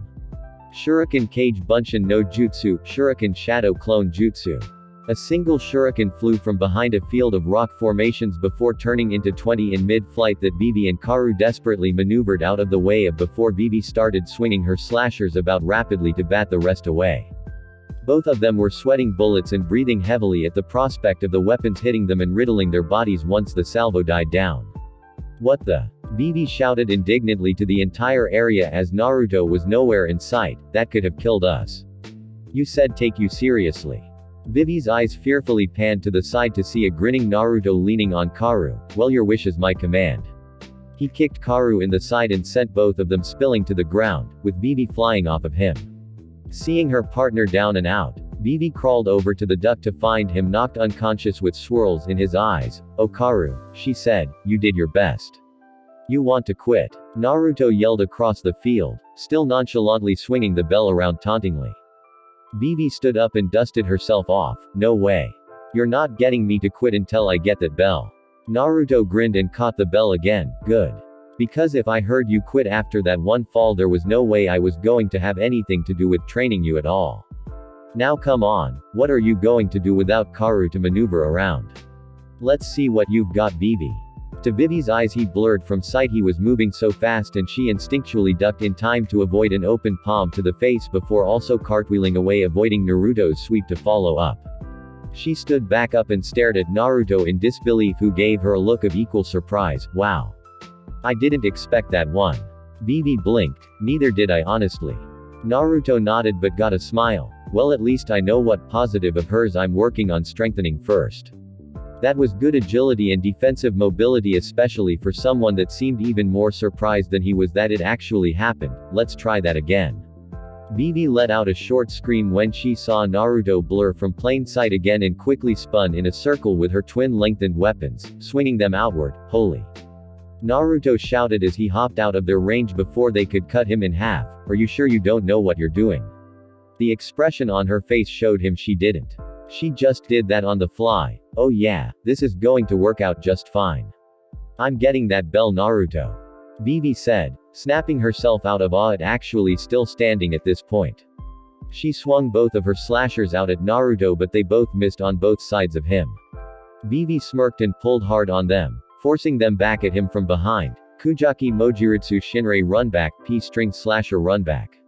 Naruto felt them coming and jumped in the air over the first one, contorting his body in a barrel roll over the second one before landing back on his feet and patting his person down to make sure he still had all of his body parts.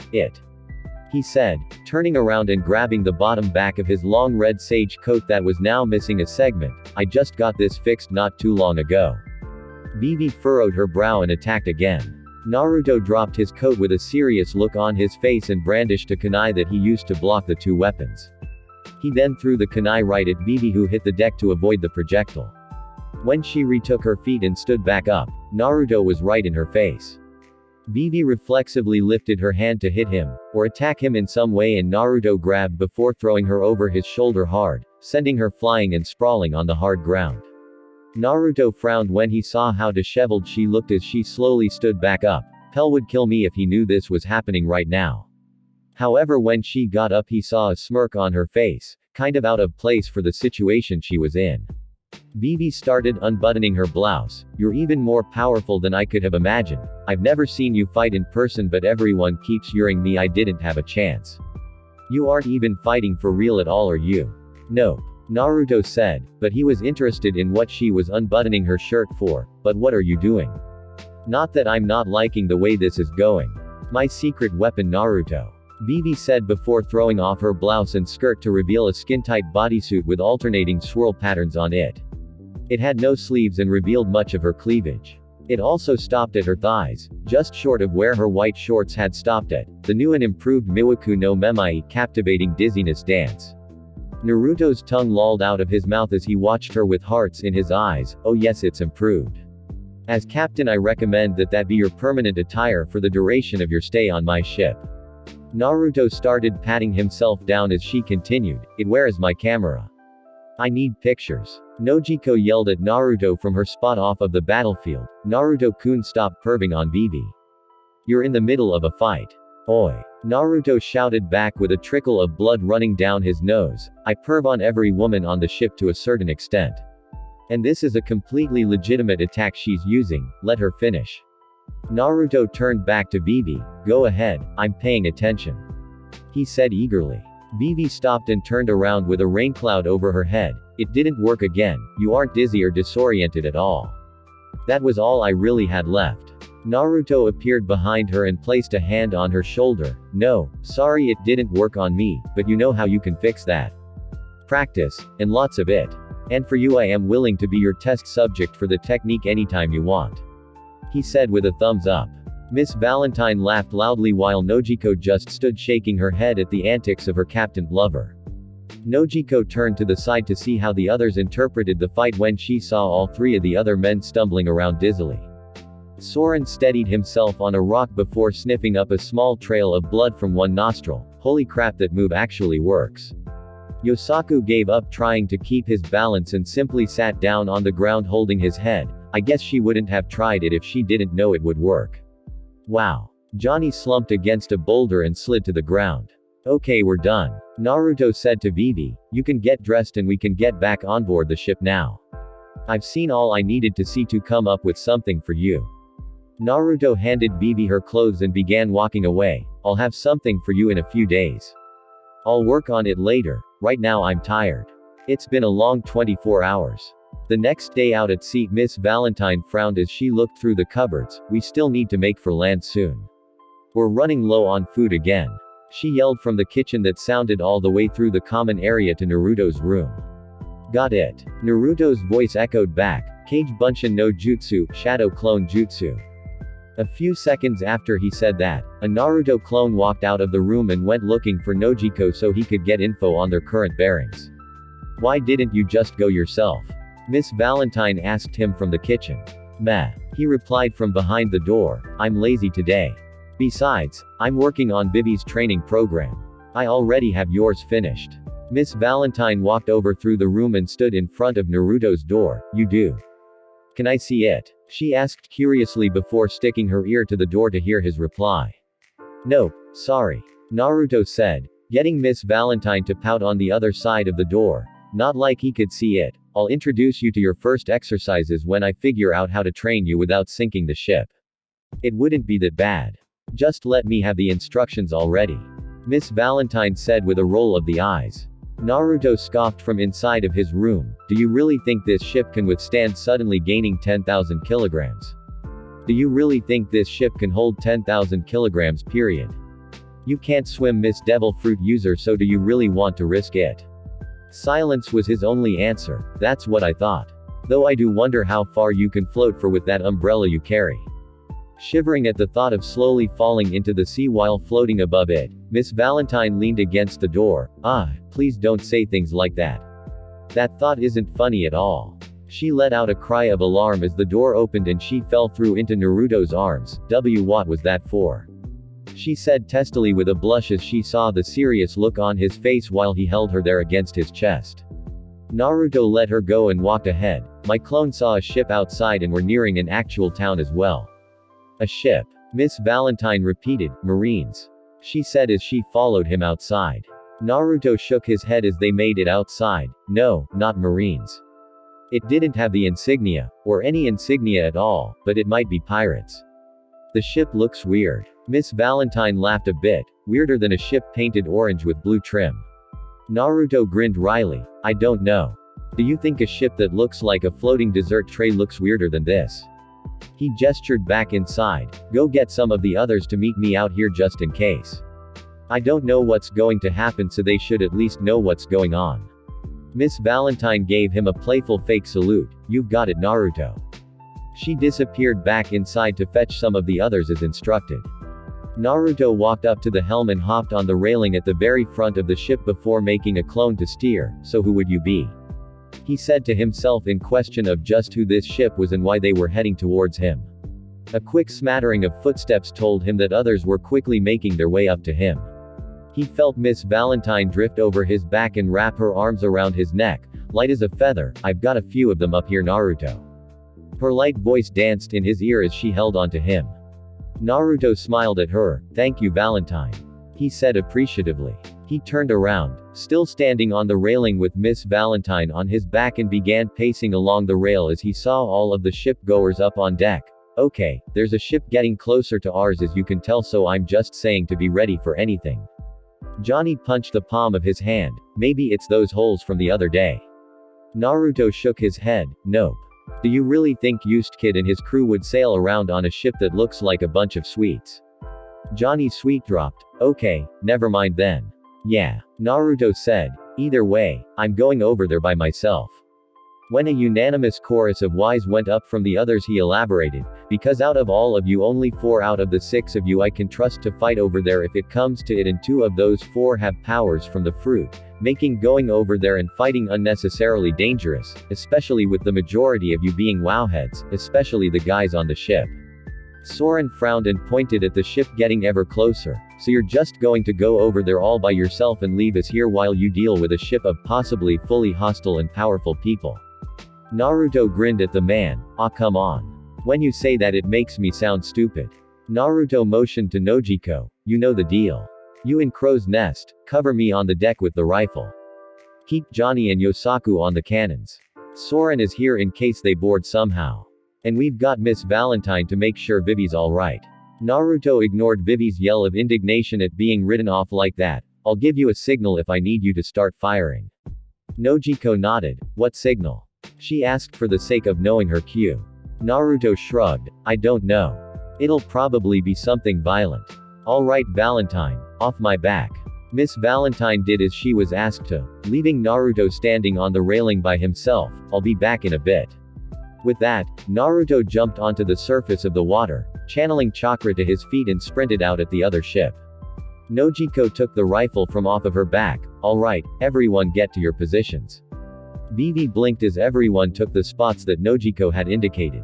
She herself climbed to the crow's nest to spot Naruto from above. Johnny and Yosaku rolled all 4 cannons onto the same sides of the ship and took aim with them per the written and drawn instructions for dummies Nojiko had posted on one of the cannons. Soren just leaned against the mast and stared out at the other ship, waiting patiently. And Miss Valentine grabbed onto Vivi's arm and took her inside. You all have positions on the ship. What's yours? Miss Valentine looked at the princess with her normal sunny expression. My job is pretty much to ensure that parcels of interest are kept safe in certain situations. Vivi's brain processed that thought for a moment. Wait. You're here to protect me? She said with an odd look. Kyahahaha. Miss Valentine laughed, confirming her previous statement. I know. It's weird, isn't it? I was just trying to kill you not too long ago. The crew on the ship opposite of the natural disaster's crewmates all stared in interest at the trail leading through the water coming towards them. What the is that? One of the men asked the others as it got closer. I don't know, replied another. Someone should get the captain though. We were supposed to get her either when we got close enough to that ship to check it out or in case we were attacked. Before any response could be given, the trail in the water ended when a figure in front of it jumped into the air and landed right on board their ship. A slightly soaked blonde young man in an open red coat with short sleeves and black flames along the bottom was grinning at them, unnerving the entire crew with what had just happened. Hi. Can I speak to whoever's in charge here? One of the crewmen nodded and ran off inside of the ship to do so while Naruto leaned against the railing, looking over the crew. They all had clothes that were seemingly too small for them. Mostly clothing that consisted of small singlets, sweatshirts, suspenders, etc. A strange crew uniform, he had to say. So is there a reason you guys were coming in wow at my ship just now? Who's the guy that got onto my ship? A voice called out as the crew cleared the way for the origin of said voice. A young woman with long pink hair, purple eyes, bright red tick, and a piercing under her right eye came forward and stared at Naruto with her hands on her hips. She wore an open brown jacket, and underneath that wore a white top that revealed her stomach and a fair amount of cleavage. She also wore an extremely short pair of orange and black striped shorts with a buckle and suspenders worn over her shirt along with black high-heeled boots reaching her calf and brown and pink stockings with yellow suns on them. Naruto looked her over appraisingly before smiling. I've got to say, I already like you a lot more than the last person I met on the Grand Line. The woman stared at him with an underwhelmed look on her face. I'm going to ask you again. Who exactly are you? A grin spread over Naruto's face. I'm glad you asked me that. Naruto bit his thumb and made a quick series of hand seals. Kuchio's no jutsu, summoning jutsu. In a puff of white smoke, Naruto was now standing atop a large human-sized toad that was waving two fans about as Naruto did a series of one-legged hops on its head and stood still in a grandiose pose while kabuki instruments played in the background. I am the man that brings both the men and the ladies to their knees, for completely different reasons mind you, the man that bends the very will of nature to his own, the greatest shinobi in existence, the immortal Toad Sennin, Uzumaki Naruto. The entire crew that had just borne witness to the spectacle stood there with their mouths wide open. Nojiko had a large sweat drop on the back of her head as she watched Naruto's introduction pose for the first time through her rifle before pulling away from it. I seriously can't believe he just did that, what the? I can't even imagine what he said to those people just now. She looked back down through it in case he needed help. You are so weird, Naruto-kun. The crew remained silent as Naruto sat down on the large toad's head and patted it with a grin. Well, Gamma, I would say that worked out perfectly. Look at them. He gestured at the crew. I either shocked and awed them or terrified them into silence. Good job. And with that he dispelled the toad. And you two clones, the timing in the instruments was perfect this time. The crew turned to where Naruto was looking and saw that he had replications of himself set up with instruments on the ship that bowed before disappearing in puffs of smoke. One man pointed at Naruto. What the is this guy? Toads and body doubles. That's not possible. Another spoke up. What kind of fruit gives someone either of those powers? This guy is unnatural. Naruto frowned. Hey, I am very natural, thank you very much. Superhuman feats of greatness don't make you inhuman, you know. The female captain walked forward looking Naruto over. Uzumaki Naruto, huh? She said as she paced around him a few times. That name is weird. I'm Jewelry Bonnie.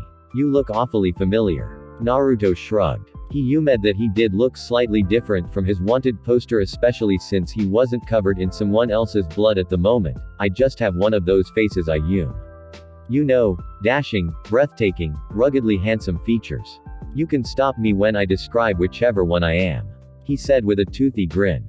Bonnie kept walking around him, observing him until she stopped directly in front of him and placed her hand directly on his face, running it up and down his cheek, confusing him. Give me a second to think about it, she said softly. Her crew smirked knowingly at the unfortunate blonde. After a minute of this, Naruto grinned at her. Okay, I give. What are you trying to do to me? His proclamation made Bonnie recoil, but she still kept her hand on his face. I know you're doing something. I can feel you putting chakra into my body, but I don't know what exactly you're doing. All I know is that it isn't working. What? The captain's power didn't work. I'll say it again. What the is he? Bonnie's face went back to normal. Well, if it doesn't work that way, then I'll try the other way, she said to him. Naruto's grin got wider. You have another way to get your powers to work. If the first way you used was to touch my cheek like this, I hope the other ways are more fun. After a few more seconds and a frown crossing Bonnie's face, Naruto gave her a deadpan look. This is the same exact way you used them the first time. Bonnie removed her hand from his face. Why aren't you changing ages? I had my powers active long enough to turn someone your age into a senile old man or a drooling baby. Naruto's eyes lit up in realization. Oh, so that's what you were doing. Yeah, if you're trying to turn me into an old man, we'll be sitting here all day if it ever even happens at all. And even trying to turn me into a little kid would take longer than you could even imagine. How? Bonnie pouted, stomping her foot on the deck in a fit. All it should have taken was 10 seconds to turn you into a 5-year-old. You can't be any older than 20. Naruto furrowed his brow in thought. Hold on, so that would mean that you would have needed, like 300 seconds to turn me into a 5-year-old. He then grinned and rubbed the back of his neck. But I at math, and who knows how many years you already put on with your hand on my face, as long as it was the first time. Bonnie backed away from Naruto before slumping her shoulders in defeat. Oh fine, whatever. Take what you want. We can't beat you, just don't kill us. Naruto raised an eyebrow. Why were you all gunning for my ship? Bonnie looked up at him to see a look of curiosity on his face. Well, we thought you were Marines and we were getting ready to fight with you because it was just one. Your ship looks just like a Marine model ship. Just painted funky colors and with a weird flag. That's our Jolly Roger apparently. Naruto admitted, and apparently I need to get someone who can help me change the way the ship looks so this kind of thing can stop happening. He then looked at the crew who seemed scared of him. Why are you all afraid of me? Bonnie gave him an, "Are you stupid? Look, why are they scared? They're scared because you're Uzumaki Naruto. The seed of war, that can cause tornadoes, whirlpools, and tidal waves out of nowhere, the guy that single-handedly kidnapped the princess of Alabasta and destroyed entire cities all over the country. The man that single-handedly destroyed an entire company of Marines by himself. Why wouldn't they be scared? You're going to kill us." Lying newspapers, so his face isn't that well known, but his name is well known enough for other pirates to be wary of him. He could only imagine what it would be like when he got to town. "I'm not going to kill you." Naruto said, "Why would I kill you? You didn't really do anything to me or my crew."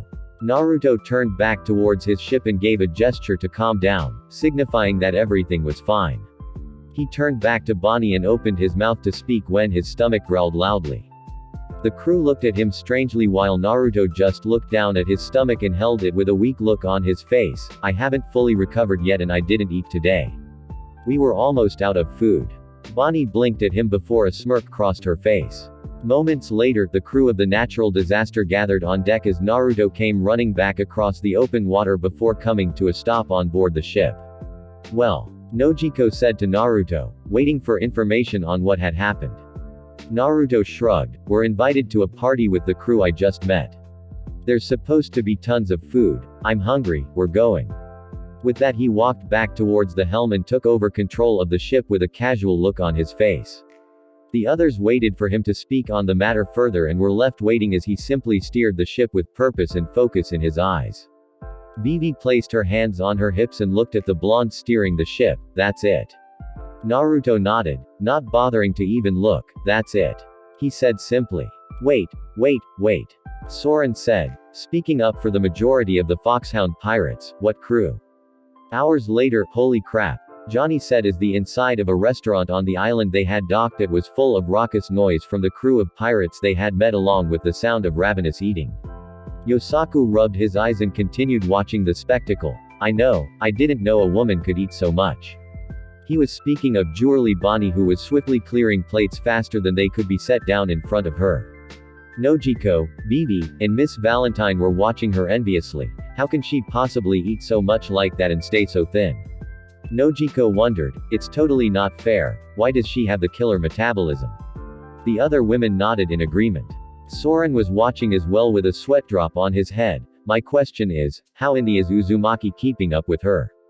I swear, both of them have to have bottomless pits for stomachs." Naruto was sitting right next to Bonnie, eating just as quickly as she was, but with a far more perturbed look on his face. "Oi!"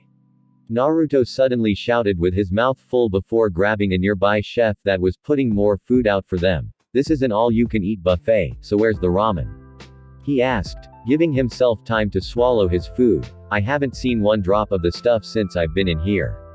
The chef looked at the blonde fearfully. "Sir, I don't really know what ramen is," he said shakily. Naruto let the poor man go and dropped his face on the table. "No," he replied desperately. "I was all excited to come here because Bonnie said it was the best restaurant in the whole region. How can it be the best place in the region when they don't serve Kami's personal divine dish itself, ramen?" Bonnie chewed her food and looked over at Naruto. "Ramen. I don't know what that's all about, but the only divine food I know is pizza," the young female captain said. "Blasphemy, and I call you out on that." Naruto immediately replied, "Until you've imbibed in the greatness of ramen you haven't tasted real food."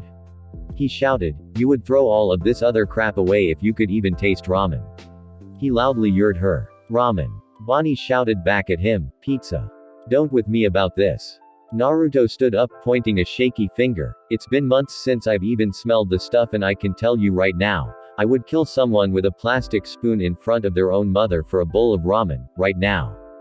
Bonnie got right in Naruto's face. "Do you want to fight about this?" she threatened. "Sure, let's go." Naruto replied back wildly. "Your powers don't work on me, remember? I'd kick you from here to the red line before you could even blink." Gritting her teeth at realizing that he had a point, Bonnie swore back, Yeah, well if you weren't using your powers I'd beat those stupid whiskers off of your cheeks. What are you supposed to look like anyway? Some otter of the sea or something. Taking offense to someone calling him out on his whisker marks because no one talked about the marks. They were sexy. Naruto pulled the sleeve of his sage coat up, spoiling for a fight. I'll show you an otter of the sea. Before the situation could escalate further, an explosion rocked the front of the restaurant, taking out the wall and knocking everyone inside to the ground. Recovering from the blast, Naruto stood back up rubbing his head. What the just happened? Bonnie was still on the ground with anime tears pouring from her eyes. My food, she said sadly. Who's the dead son of a that ruined my meal? She asked angrily. From the smoke generated by the initial blast, a set of 3 figures were seen standing at the opening in the wall. All 3 of them were MIV, standing 20 feet high with strangely proportioned bodies, large protruding chins, MIV upper torsos and skinny by comparison legs. They had strange solid white eyes, gray hats with the impression of bare ears, curly black hair, black jackets with what appeared to be a crosshair on the front, brown gloves and white pants with brown spots on them. All 3 of them had a red glow in the centers of their eyes momentarily. Seat of War, Uzumaki Naruto. Bounty. 245 million belly. Orders. Immediate execution. Chapter 18. Pacifist jewelry. Bonnie pulled herself to her feet and looked at the 3 hulking MIV figures that had crashed the party and busted into the restaurant without warning or provocation. Hey Uzumaki. I think these guys are here for you. Naruto was already on his feet wiping the dust from the explosion off of himself. Gee, whatever gave you that idea? Was it the calling out of my name and bounty like we had a problem, the glowing red eyes, or the part where they said, immediate execution? Naruto looked at them all. Man, they're huge.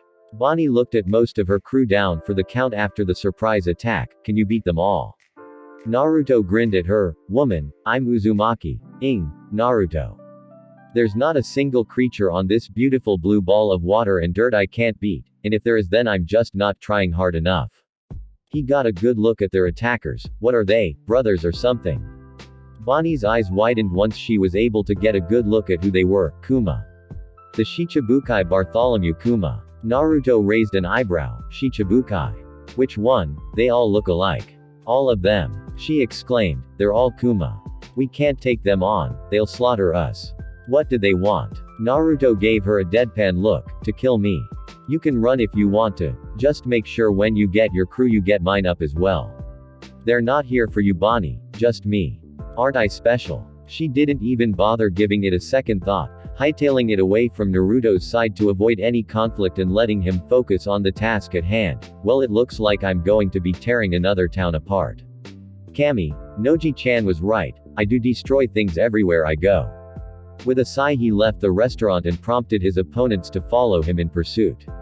With foxhound pirates, Soren threw a sizable chunk of debris off of his body and looked around. Noticing that everyone else had been knocked senseless by the first attack, he quickly made his way over to them and woke them up. Hey, where's Uzumaki? He then got a dry look on his face. Wait, I don't even need to answer that. He's obviously fighting whatever did this. He looked at Miss Valentine, who was the fastest to recover. Make sure you wake everyone up and tell them me and Uzumaki are fighting. Who knows what it's going to be this time? Miss Valentine nodded, holding her head, and Soren left the ruined building.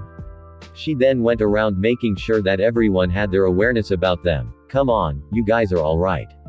Nothing even hit any of you. Nojiko and Vivi were still sitting down, disoriented from the first blast.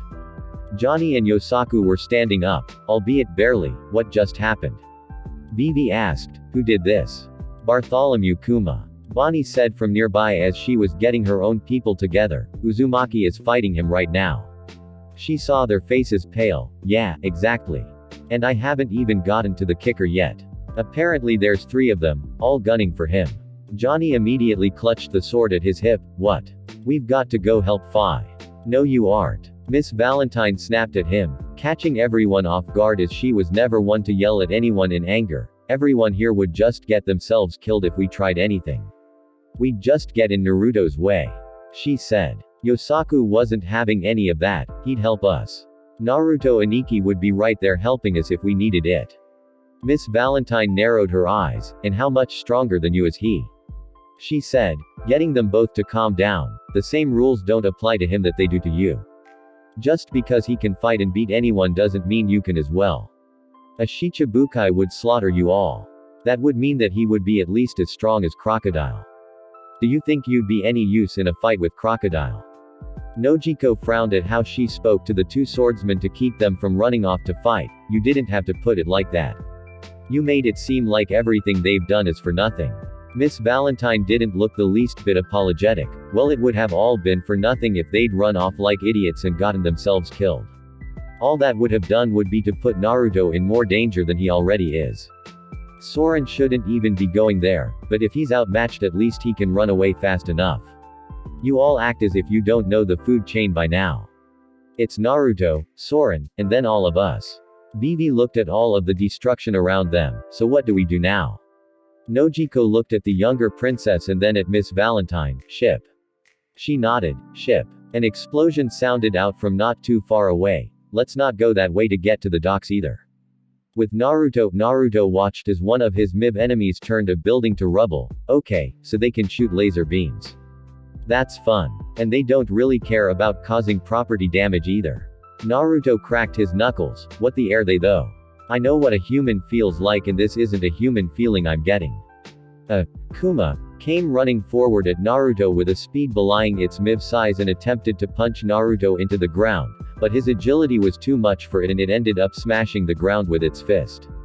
Naruto delivered a punch right to the side of his face in response that he had to jump into thanks to the towering size his opponent had over him.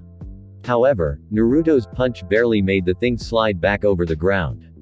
That punch should have lain out someone even of that size, and his fist didn't feel like it had hit a human jaw. The Kuma he had been fighting turned its head back towards him and fired another laser attack from its mouth at him that Naruto was forced to again jump out of the way to dodge. He wound up jumping right into the trajectory of another Kuma that had his hands extended as a light shone from its palms. Naruto said as he made a series of hand seals just as the second Kuma fired. The blast engulfed Naruto's body, leaving ashen remains behind, until a group of at least 30 Naruto Kage Bunshin leapt from the rooftops behind the Kuma that had just attacked and formed Rasengan in one hand each, Rasencho Terengan large group of spiraling spheres. Naruto's clones landed on their target and drilled it into the ground in a MIB cloud of dust that filled the air. The other two remaining enemies looked around with glowing red eyes before launching laser attacks at a nearby building. As it was destroyed from the reckless attack, Naruto jumped from behind it, an angry look on his face. I need to get these idiots out of town or they'll end up killing people. Even if my clones evacuated the area, this is still a terrible place for a fight. Taking that thought to heart, Naruto once again took off in tactical retreat to find a better place to fight. The two other Kumas, once again, single-mindedly went after him. Moments later, Soren appeared in the area and looked for Naruto in the wreckage that had been freshly caused. Great, I just missed him. Why is he so hard to chase down when I actually need to find him? A sound of something stirring in a nearby crater got his attention. Uzumaki. As he stuck his head over the side he almost got it taken off by a blast of a laser. What? The Kuma Naruto's clones had bombarded with their joint Rasengan salvo climbed out of the crater with multiple spiral marks cut into his clothes and carved into the surface of his flesh, but underneath the marks was blood and a silver substance that Soren couldn't identify, but didn't look natural in the least. Soren, the plague. Bounty. 200 million belly. Orders. Secondary objective. Capture or immediate execution. Soren looked at the battle-damaged Kuma with anger and set himself in a ready stance. Well, it may not be the one I'm looking for, but until I find the right Shichibukai Kuma, killing you will have to do. Capture or execution my. He then ran at Kuma and jumped up on a fist that was thrown at him, proceeding to launch off of it at his enemy's chest and hit it flush with a palm strike. Iora Kyuke Stone Tiger Break. Soren's face twisted in pain after hitting his mark. Soren jumped back to dodge a retaliatory punch and held his right hand gingerly. What the was that? It felt like I just hit pure metal. He seethed in pain as he watched Kuma open up his fist to show his palm that was glowing before he fired a laser beam at Soren, who hit the deck to avoid the attack. I didn't know Kuma could do that. Soren said tentatively as he stood back up testing his injured hand out. I can't even make a fist. Kuma sprinted forward, catching Soren off guard at how fast the big guy was and smashed the ground in front of him with a punch that Soren barely stepped back from. Kuma then loaded his opposite arm up and smashed Soren to the side with a hard backhand that sent him rolling along the ground. He stalked towards the fallen Soren slowly. Soren picked himself up, holding his ribs. What a monster, but I'm not done yet, because I can't lose, not until I kill that guy. Now get out of my way. Ebi no jacken, rot hose. Soren channeled his acid into his arms and blasted a forceful stream of acid at the MIV figure, coating him in the corrosive fluid. Soren watched Kuma go still and figured he finally got him as he heard his acid eat through with a hiss. There you go. Shichibukai mai, I knew I could beat him. He started walking away until he heard the sounds of acid die down to nothing. That shouldn't have finished so quickly. He turned around and his eyes widened at what he saw. All of the clothing on what he had first thought to be Kuma had completely disintegrated, along with a large majority of the skin lying under it, but underneath there was a metal frame that, while smoking from Soren's attack, wasn't being eaten through. The metal monster continued to walk towards Soren and steadily pick up the pace until it was outright charging at him with glowing red eyes. It opened its mouth and fired another beam at Soren that he dodged, but he still wound up being plowed into by the juggernaut that sent both of them crashing into the side of a nearby building and out the other side where Soren was not so neatly deposited on the ground. Coughing at the damage done to his body at getting driven through a building, he rolled on the ground in pain as he looked at the advancing metal creature come at him steadily. What the air you? With Foxhound pirates, Nojiko was standing on the dock between Bonnie's ship and the natural disaster. I don't understand. How can there be more than one Bartholomew Kuma? You said there were 3. No one's ever seen more than one ever before and he's never been stated as having any family. Bonnie watched as her wounded men were placed aboard the ship. I'm just telling you what I saw.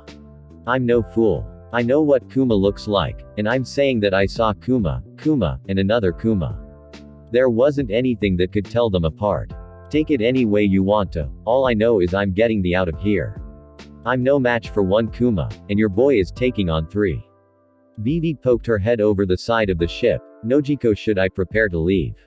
Maybe Naruto can do that thing he always does to show up when we leave him behind.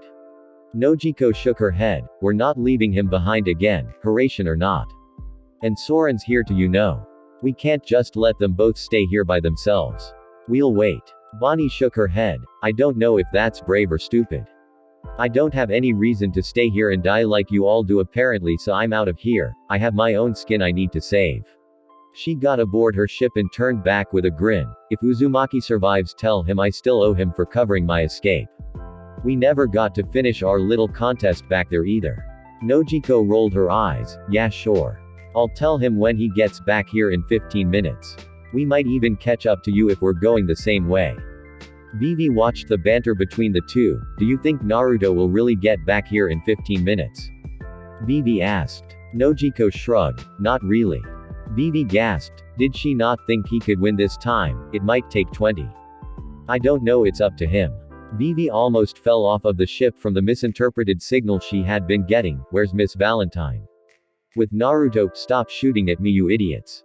Naruto yelled as lasers flew past him while he continued to run away. You're going to blow the whole town up at this rate. Naruto saw a turn coming and saw one of the opponents charging up another laser from its mouth. Naruto quickly sprung off of the wall and jumped back at the attacker, connecting with a kick planted right under the chin. Naruto got him to slide back with his head turned up from the force of the kick, but saw him lower his head with a loud crack noise. This is ridiculous, I am dropping one of you right here right now. He moved out of the way of a kick from the second Kuma, and slammed his shoulder into his body while he was still off balance, managing to knock one of them down at last. Naruto jumped into the air off of his chest and came back down with a Rasengan between both of his hands coated with a jagged outline. Fuden, Rasengan, wind release, spiraling sphere. Naruto carved into Kuma's chest with his Rasengan and gritted his teeth at the sound of his wind scraping against metal. Once he actually paid attention, he realized that he was drilling straight into metal tougher than steel because the Rasengan was meeting with some serious resistance. It shouldn't have taken nearly as long to get through to this thing's innards even if it was made of regular metal. He finally punched a hole through it and drove his hand through to the back. This thing isn't human after all. Naruto thought to himself, I don't have to hold back anymore. Naruto jumped off of the pacifista as he wasn't doing anything but leaving himself open for a counter-attack that almost happened when the other inhuman alien missed its laser attack. I don't really like the whole killing thing. But you guys aren't human, and you're trying to kill me, so you're just out of luck today.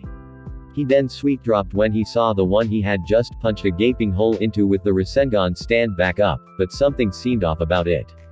It located Naruto and fired off another laser, and then another, and then another. Naruto was dodging laser after laser from the wounded golem while the one he had hardly injured came towards him to fight up close. Whenever Naruto dodged a close-range attack and went into counterattack, he would end up getting swatted by the other one that was standing back and twitching uncontrollably. What was wrong with that thing? It seemed berserk because it wasn't waiting for the other one to clear the way before firing, and it seemed to fire every 5 seconds. I have an awesome idea.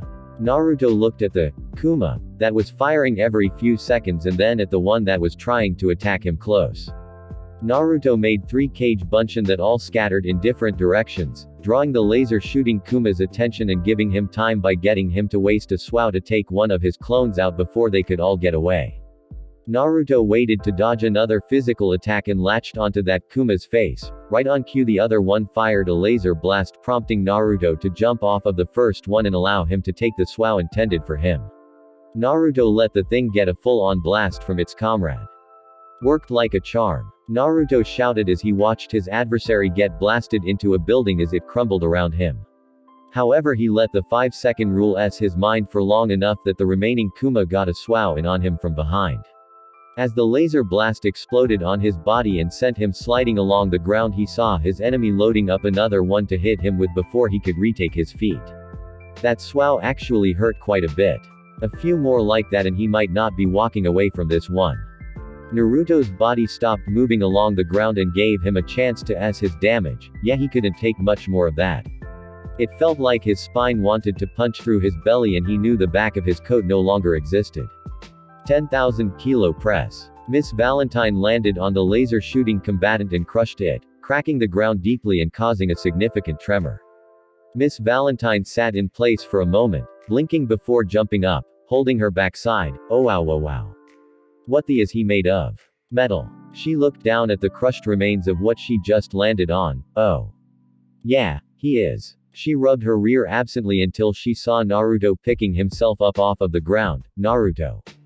Naruto saw her running towards him as he stood back up. It Valentine, you do not come find me while I'm fighting. A hard swao to the top of the head deposited him back onto the ground. What the? Miss Valentine yanked him back to his feet and lifted him off of the ground by his collar. You dumb. I was worried about you. You can hear the explosions all the way from the docks, and then I saw you get hit. I thought you were dead. Naruto saw tears that threatened to gather in her eyes. I'm sorry. But it's going to take more than one lucky swao to finish me off, so don't worry about that. Nothing's going to kill me, alright. Miss Valentine looked away and before he could comment she pressed her mouth to his. He flirted with her all the time, yes, but he never really expected her to take a shine to him like that. She broke the kiss abruptly, unable to meet his eyes with a light blush on her cheeks. Naruto said, trying to come up with something to say until the sound of rock falling caught his ear. He grabbed Miss Valentine and shunshined out of the way just as a laser flashed past where they were standing.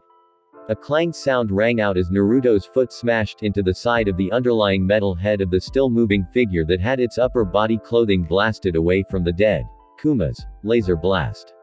Naruto landed on his feet as the body of the strange golem went tumbling away. He had Miss Valentine held at his side and his eyes were outlined with an orange pigment and the pupils looked like that of a toad.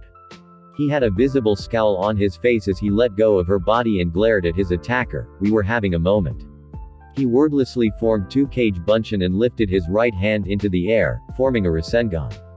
Both of his cage bunshin were manipulating chakra around the Rasengan and eventually formed a large shuriken shape around the Rasengan center. Miss Valentine held her ears as a loud screeching noise rang out from the formation of Naruto's attack. The golem charged up laser blasts from both of its hands and from its mouth and took aim at Naruto, who still had a look of cold indifference on his face. Let's see if this doesn't tear you into pieces. Futen. Shuriken wind release. Spiraling shuriken. He let the jutsu fly from his fingertips just as the lasers were fired. Naruto's jutsu cut across the landscape in 1 second flat, cutting right through the laser and hitting his target flush.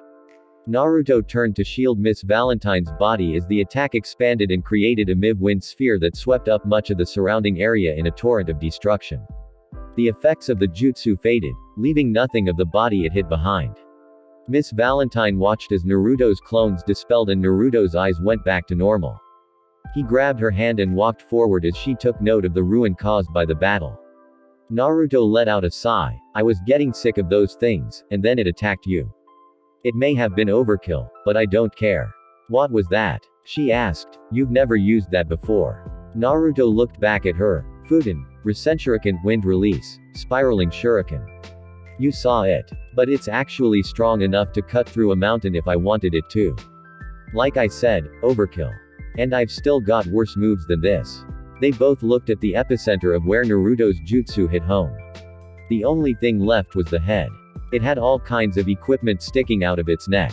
Miss Valentine frowned when she looked at it. A cyborg. Naruto raised an eyebrow. A what? A cyborg. She repeated. A human turned into a machine with metal mechanical enhancements to improve on the human form. Naruto nodded in understanding, like a human puppet. Miss Valentine gave him an odd look. Don't worry about it, it's a long story.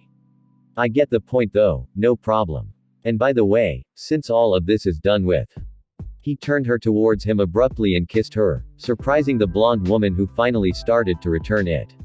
When they broke away, Miss Valentine had a flustered look on her face and swayed in place slightly. What was that for? What about Nojiko? Naruto shook his head. She and her sister Nami said they were going to share me even when I said being with me was a horrible idea, and they said they were going to be greedy and not give me a choice. If that's the case, and you really do care about me, it would be greedy to not give you the same chance, Miss Valentine. Do you care? A smile crossed her face as she let out a slight laugh. If I cared I wouldn't have done it in the first place, Naruto. She kissed him again before pulling away. What about Soren? He said he was coming after you. Naruto looked around. I never saw him. Are you sure? She nodded. Where is he? Boom, with Soren. Ah. Soren was held up by one limp arm by the now identified cyborg he had been stuck fighting. No matter how hard he hit the thing, it wouldn't even flinch, show pain, anything. He couldn't melt the metal hull with his acid, no matter how much he pumped into it. He had refilled his liquids twice so far and he was running low again. I am not going out like this. This thing isn't even a person. It's not even Bartholomew Kuma. It's a fake. A tough fake, but the real thing is stronger than this, and if I can't win here then I can't beat the real Kuma, and if that's the case I'll never be able to face off with him. Soren thought as the cyborg opened its mouth. It's still just a machine in the end. All it can do is follow the same patterns over and over again. A default proxy program. He saw the light beginning to form in the back of its throat. You lose, Ebi no Kuzui, rot flood. Soren's cheeks puffed out widely before shooting a torrent of acid directly into the mouth of the battle-ready cyborg. The light in the back of its throat faded and everything stood still for a moment before sparks started popping off wildly from the inside of its mouth. The eyes glowed red before the light slowly faded to dark and its head slumped over. Soren stayed hanging in the defunct cyborg's hand. Ow, he said weakly as he swayed back and forth. Naruto and Miss Valentine appeared on the scene to see the wounded bald bounty hunter caught in the grip of the damaged golem. Naruto walked close. Soren, are you alive? Get me down, Soren said with his teeth grit tightly. Naruto and Miss Valentine looked at each other and shrugged, with her jumping onto the arm to pry its fingers free and Naruto pulling down on Soren's body. Ow. I meant get me down gently. Naruto slung Soren's good arm over his shoulder and helped him stay upright. Sorry Soren. I thought I killed that one. Are you alright? Soren gave him a dry look that lost its impact when you had to look through all of the injuries. My arm is as limp as a hanging noose Uzumaki. I can taste blood welling up from my throat, and if I can even walk right now without you holding me up, I'm taking your spot as captain right now. I'll live, I just need to rest. Miss Valentine shook her head. No, you need a doctor. Soren sighed and looked at her. Well, if you can manage to scare one up after this little ruckus we raised, then feel free. But if not, I think we should get thee out of here before the Marines come checking on exactly what happened here. He looked at his limp, unresponsive right arm. I'm going to have to gut it out until we can get someone to fix me. Naruto patted him on his good shoulder. You're going to be fine, they're just baby scratches, right? Soren chuckled humorlessly. Yeah, right. Baby scratches. 3 days later, Nojiko walked out of Soren's room with Naruto, sans sage coat, in tow behind her, who yelled back into the room behind him. You don't have to be such a punk about it, I had to pop your shoulder back in eventually. You put it off for 3 days, that only made it harder to do. Soren's voice echoed out of the room down the hall. You warned somebody before you do like that, Uzumaki, I wasn't ready. Naruto smirked as he and Nojiko walked away. If I said something you would have tensed up and made it worse. It's not my fault you screamed like a little girl. Just lay there and heal like a good boy, you'll be fine. Naruto toned his voice down to speak to Nojiko. He's going to heal up fine, right? Nojiko nodded. Nothing he has requires surgery, thank goodness. After you popped his arm back in, everything else will just take time to heal. We dodged a bullet this time, Naruto-kun. If he had been any worse and actually needed surgery on something, none of us know how to do it. It was times like this Naruto wished he didn't have such an obscene, limitless amount of chakra. It was what kept him from learning medical ninjutsu, no matter how much he tried out of boredom in his later years. He never got any better at it. All he had managed to pick up after all these years was basic battlefield medicine that he used to patch Soren up once they got aboard. Nojiko continued speaking. We needed Dr. Naruto-kun for the crew to stay alive. You've kept us out of trouble for a while now and did a good job of making sure we never got extremely hurt, but any more damage and Soren might have ended up crippled. She shook her head. If we're going to keep going, we're going to need a doctor. I don't even know how you've been getting along all this time, especially after Miss Valentine told me you wound up taking a pretty nasty hit from one of those cyborg things. He waved off her concern. Don't worry about me, it's almost impossible to kill me outright. Naruto sighed. But where the air we going to find a Dr. Noji-chan? I mean, we can't all luck out like Luffy and find a doctor willing to travel with us. Especially not one that doubles as a reindeer, cute little mascot of awesome. Well, we need to do something. Nojiko said as they made it back to the common area. Or do you plan on holding everyone together with duct tape and super glue when the going gets tough, Dr. General Store? She said jokingly. Naruto sat down on a couch and pointed at her. Hey, using super glue to hold wounds shut at a legit emergency medical practice. Nojiko sweet dropped. God, I was actually joking about that. Are you actually serious? Never mind, I don't want to know. She said, waving him off before sitting beside him. And just so you know, Miss Valentine and I had a very interesting conversation while Soren was out of it and you were getting us out of the last island in one piece. Naruto looked at her, giving him a curious look. There's no pistol under my chin and I'm not currently dodging bullets. What does that mean? Nojiko laid her head down on his shoulder. It means go ahead.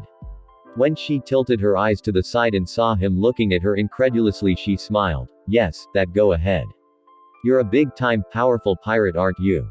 Can't you handle more women or what? Naruto narrowed his eyes and spoke with a mock growl. First of all, I can handle you, your sister, and Miss Valentine back to back, twice each I might add. Nojiko giggled at that. You want me to show you? He gave her a kiss on the cheek. Second of all, and most important. I can't state this enough, I'm not a pirate. I haven't done anything piratey at all.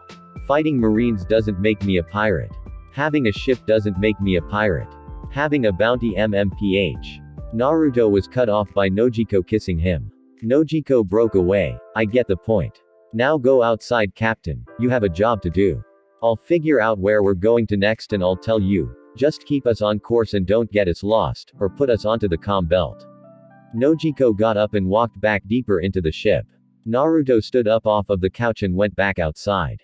Once he was on deck, he found Vivi sitting patiently with Karu, watching Johnny and Yosaku spar against one another to go over technique. Miss Valentine bade herself over his back. Oh Valentine. Oh Naruto. She replied brightly, nuzzling his neck.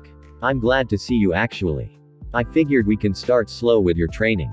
Naruto said, getting a look of surprise from his fellow blonde as he made a cage bunshin to steer the ship. Yeah. And you're going to hate me after we start too. Miss Valentine held herself against him tightly. I doubt that, Naruto. You won't maim me with what you do, so it won't matter. Naruto laughed. I'm not going to hurt you, Valentine. And this has nothing to do with how tough you are. Now set yourself in the middle of the ship so we keep our equilibrium when you start. Naruto turned towards Johnny and Yosaku. Guys, take it elsewhere right now. Go fight inside, you need the experience in close quarters anyway. The voice of Nojiko sounded out from inside. Naruto-kun, if I see them fighting in here, I'm going to pull out the Swaugen and blow them away. Never mind. Naruto said with a sweat drop. Come here. He said to Miss Valentine. She did as she was told and stood in front of Naruto. Now can you control how much weight you put into any particular limb, or is it just all distributed evenly? Miss Valentine gave him a lost look. I don't know. Naruto smirked. Well, let's try it. Put your arm out. Miss Valentine did as told once again. Now focus on it, nothing else.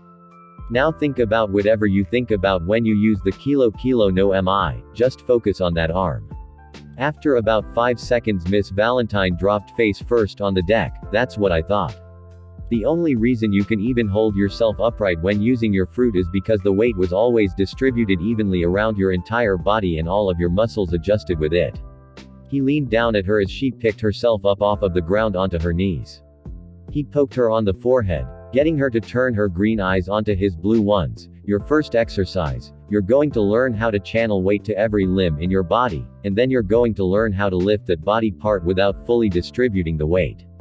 And you're going to keep doing it, and keep doing it, until finally you can channel and lift all 10,000 kilograms of what your fruit will let you use to one body part and one body part only, as if you weren't even weighed down. Miss Valentine's eyes widened. Is that even possible? Naruto shrugged. I don't know, but we are going to find out, aren't we? She waited a moment after he stopped speaking when he didn't continue, and then what? Naruto's face put on a miv grin. That's when the real fun will begin. Your fruit is good for more than one thing, and I can tell you right now we're going to find out just what you can do with it. He helped her up. Start small. Figure out exactly what your body can handle and start from there. Adding even 500 kilograms to a punch is still better than throwing one at your normal weight. How do I do that? She asked. Naruto grabbed her arm and held it out like before. Keep trying with a lower weight until you can keep your arm held up. Once you have that for each of your limbs, come get me and I'll give you your real workout schedule. He turned to Vivi, who was still sitting and watching. Now you're with me. Come on. Vivi's face lit up and she got to her feet swiftly, Karu following. Naruto turned to Johnny and Yosaku. Go fight near the helm, but do not dispel my cage bunshin. Naruto smirked as he felt the ship shake, a sign that Miss Valentine still hadn't found a good weight to start using for her arm yet, and she still had 3 more limbs to go when she got that right. Why don't you start low and work your way up instead of doing it backwards, unless you like falling down? He felt her killing intent on him, but he just shrugged it off. Vivi was noticeably excited. She had wanted to get started for just about well over a week now. So what about me, Naruto? What's for me? Naruto smiled at how eager she was. Well, I've been over your fighting style in my head over and over, and I've got something. First of all, he grabbed her belt, which doubled as one of her weapons. I like this. Keep using this. This is your primary weapon. Keep the smaller ones on you and I'll get you better with those in case you need them, but this is what you use first and foremost. This has range, and using 2 at the same time the way you did against me could really catch some faster opponents off guard. Vivi nodded dutifully as she took all of this in. Yes, I've got it. She reached to draw her weapon when Naruto stopped her hand. What's wrong? She asked a grinning Naruto. He shook his head. You're not doing that first. Yes, learning how to attack is all well and good, but I made a promise that you weren't going to get hurt on my watch, and that means that if you're so dead set on learning how to fight, you're also going to get good at dodging. Really good. Really good. You're going to be able to dodge in your sleep. That made Vivi start laughing at how absurd that sounded until Naruto's face and voice turned serious. I'm not kidding. You're seriously going to learn how to dodge in your sleep? Hell, Chaka, Agaram, your buddy Koza, and your old man Cobra are going to try and kick my if I bring you back with even a mark or a scuff on you. And while I could beat them all with my eyes closed and both hands tied behind my back, I have enough enemies and your country already thinks that I kidnapped you. I don't need them thinking I abused you either. What? Vivi said, slightly afraid now at the way Naruto had said all of that, in my sleep.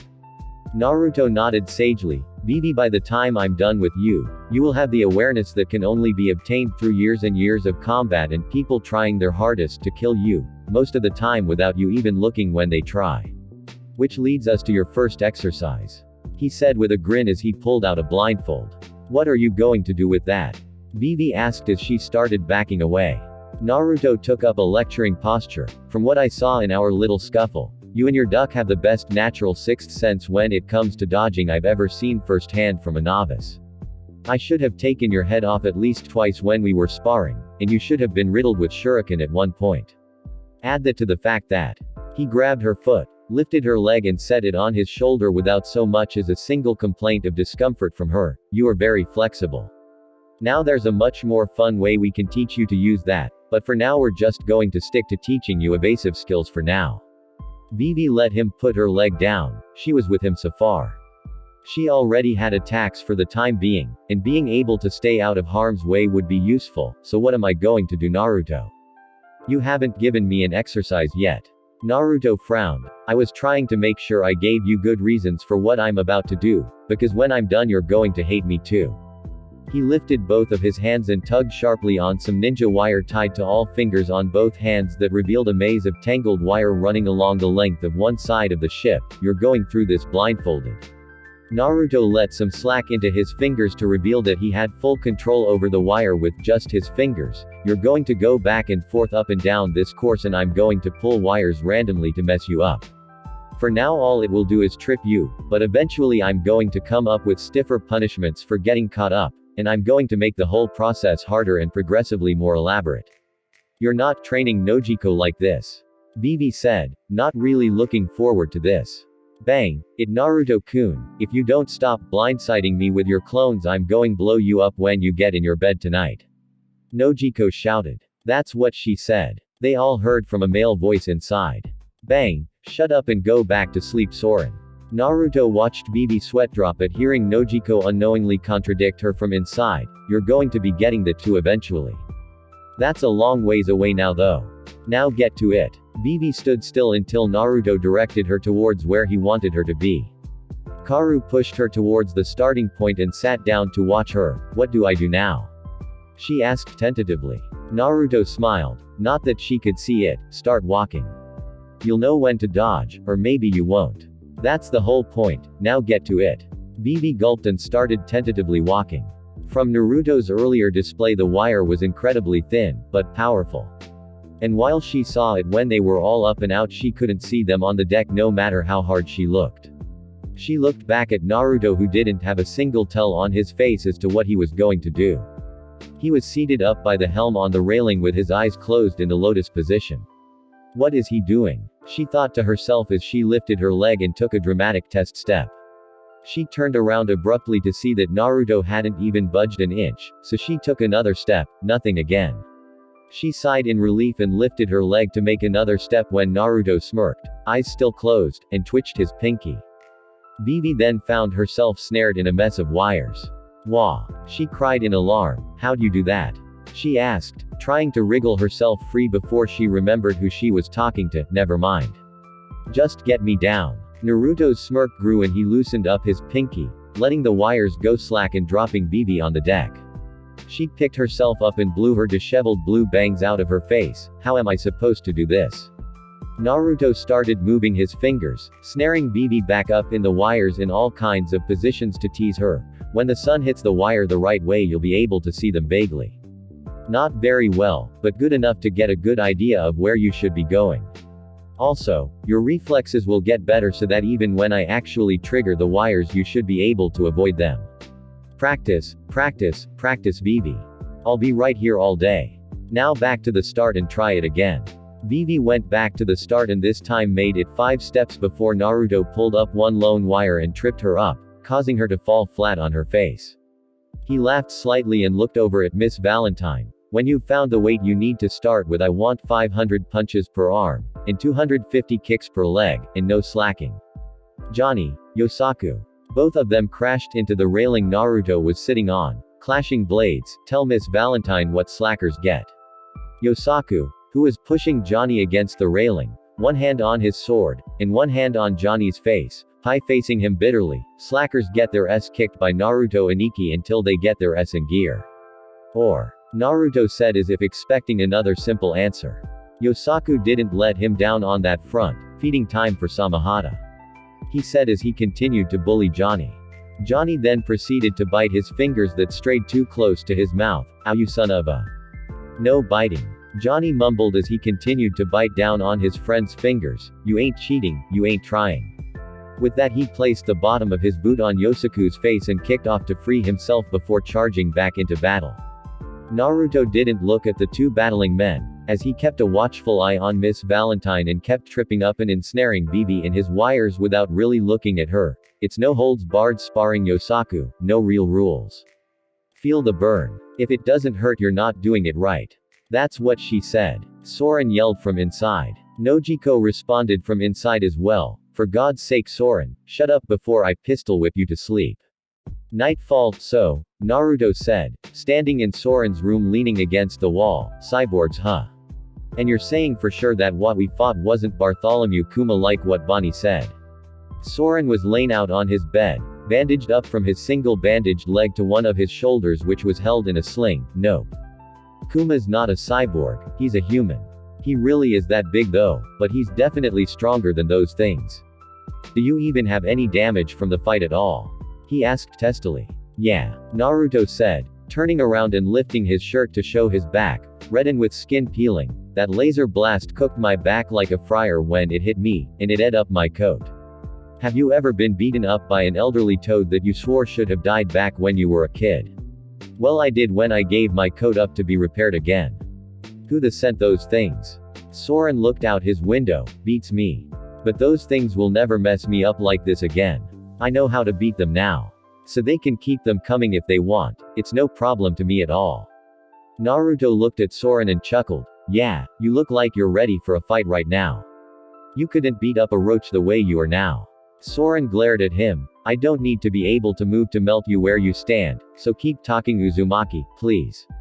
Easy killer. Naruto said jokingly to pacify him. Heal up fast Soren. I'm getting them up to speed the best I can, but it might not be enough the next time trouble kicks up. Soren looked at the captain strangely. You think something's going to happen? Naruto rubbed the back of his head sheepishly. Well, yeah. Do you really think nothing's going to happen? Our track record for bad things happening to us is. I wouldn't be surprised if we run into a Sea King migration trail or something tomorrow. Soren paled once he realized that Naruto was right. Seriously, don't say things like that. You know something worse is probably going to happen because of it, you bad luck bastard.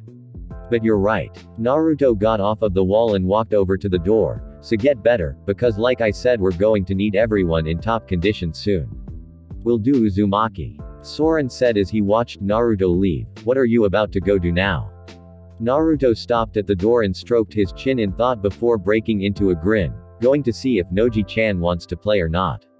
Watching Naruto leave and shut the door behind him, Soren palmed his face with his good arm. That guy has got to be the most insane, most aggravating, strongest, laziest, and baffling son of a I've ever met in my life.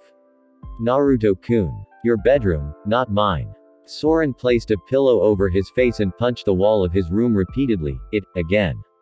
They need to make these walls thicker before they do this again. Ing pervert. Omake. In need of ramen. One Naruto stood in the kitchen with Miss Valentine leaning against the counter, slamming his head against it. Okay Valentine, Naruto said calmly. I've been calm, I've been cool. I've never asked you for anything ever, right? She nodded, smiling at him sweetly. Okay, I need you. You need me. Miss Valentine said, trying to get him to coax his words out. Come on Naruto. Tell me what you want. Naruto sighed. Fine. I've never asked you to make anything in particular. You're awesome and everything you make is absolutely great. But it has been an untold amount of months since I've had ramen. Nowhere I've been since I left the elemental nations has ramen. It is slowly driving me insane. Miss Valentine pinched his cheek. You mean you're not insane already? Naruto chuckled as she pinched his cheek. Well, more insane, hey.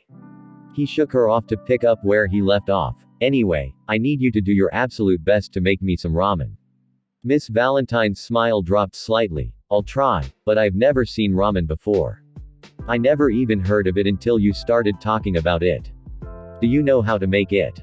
Naruto started listing things off on his fingers. Okay, we need dough, flour, fresh water, something to make the broth with, dry seaweed, green onions, some kamaboko, and if we have it, corn, I guess.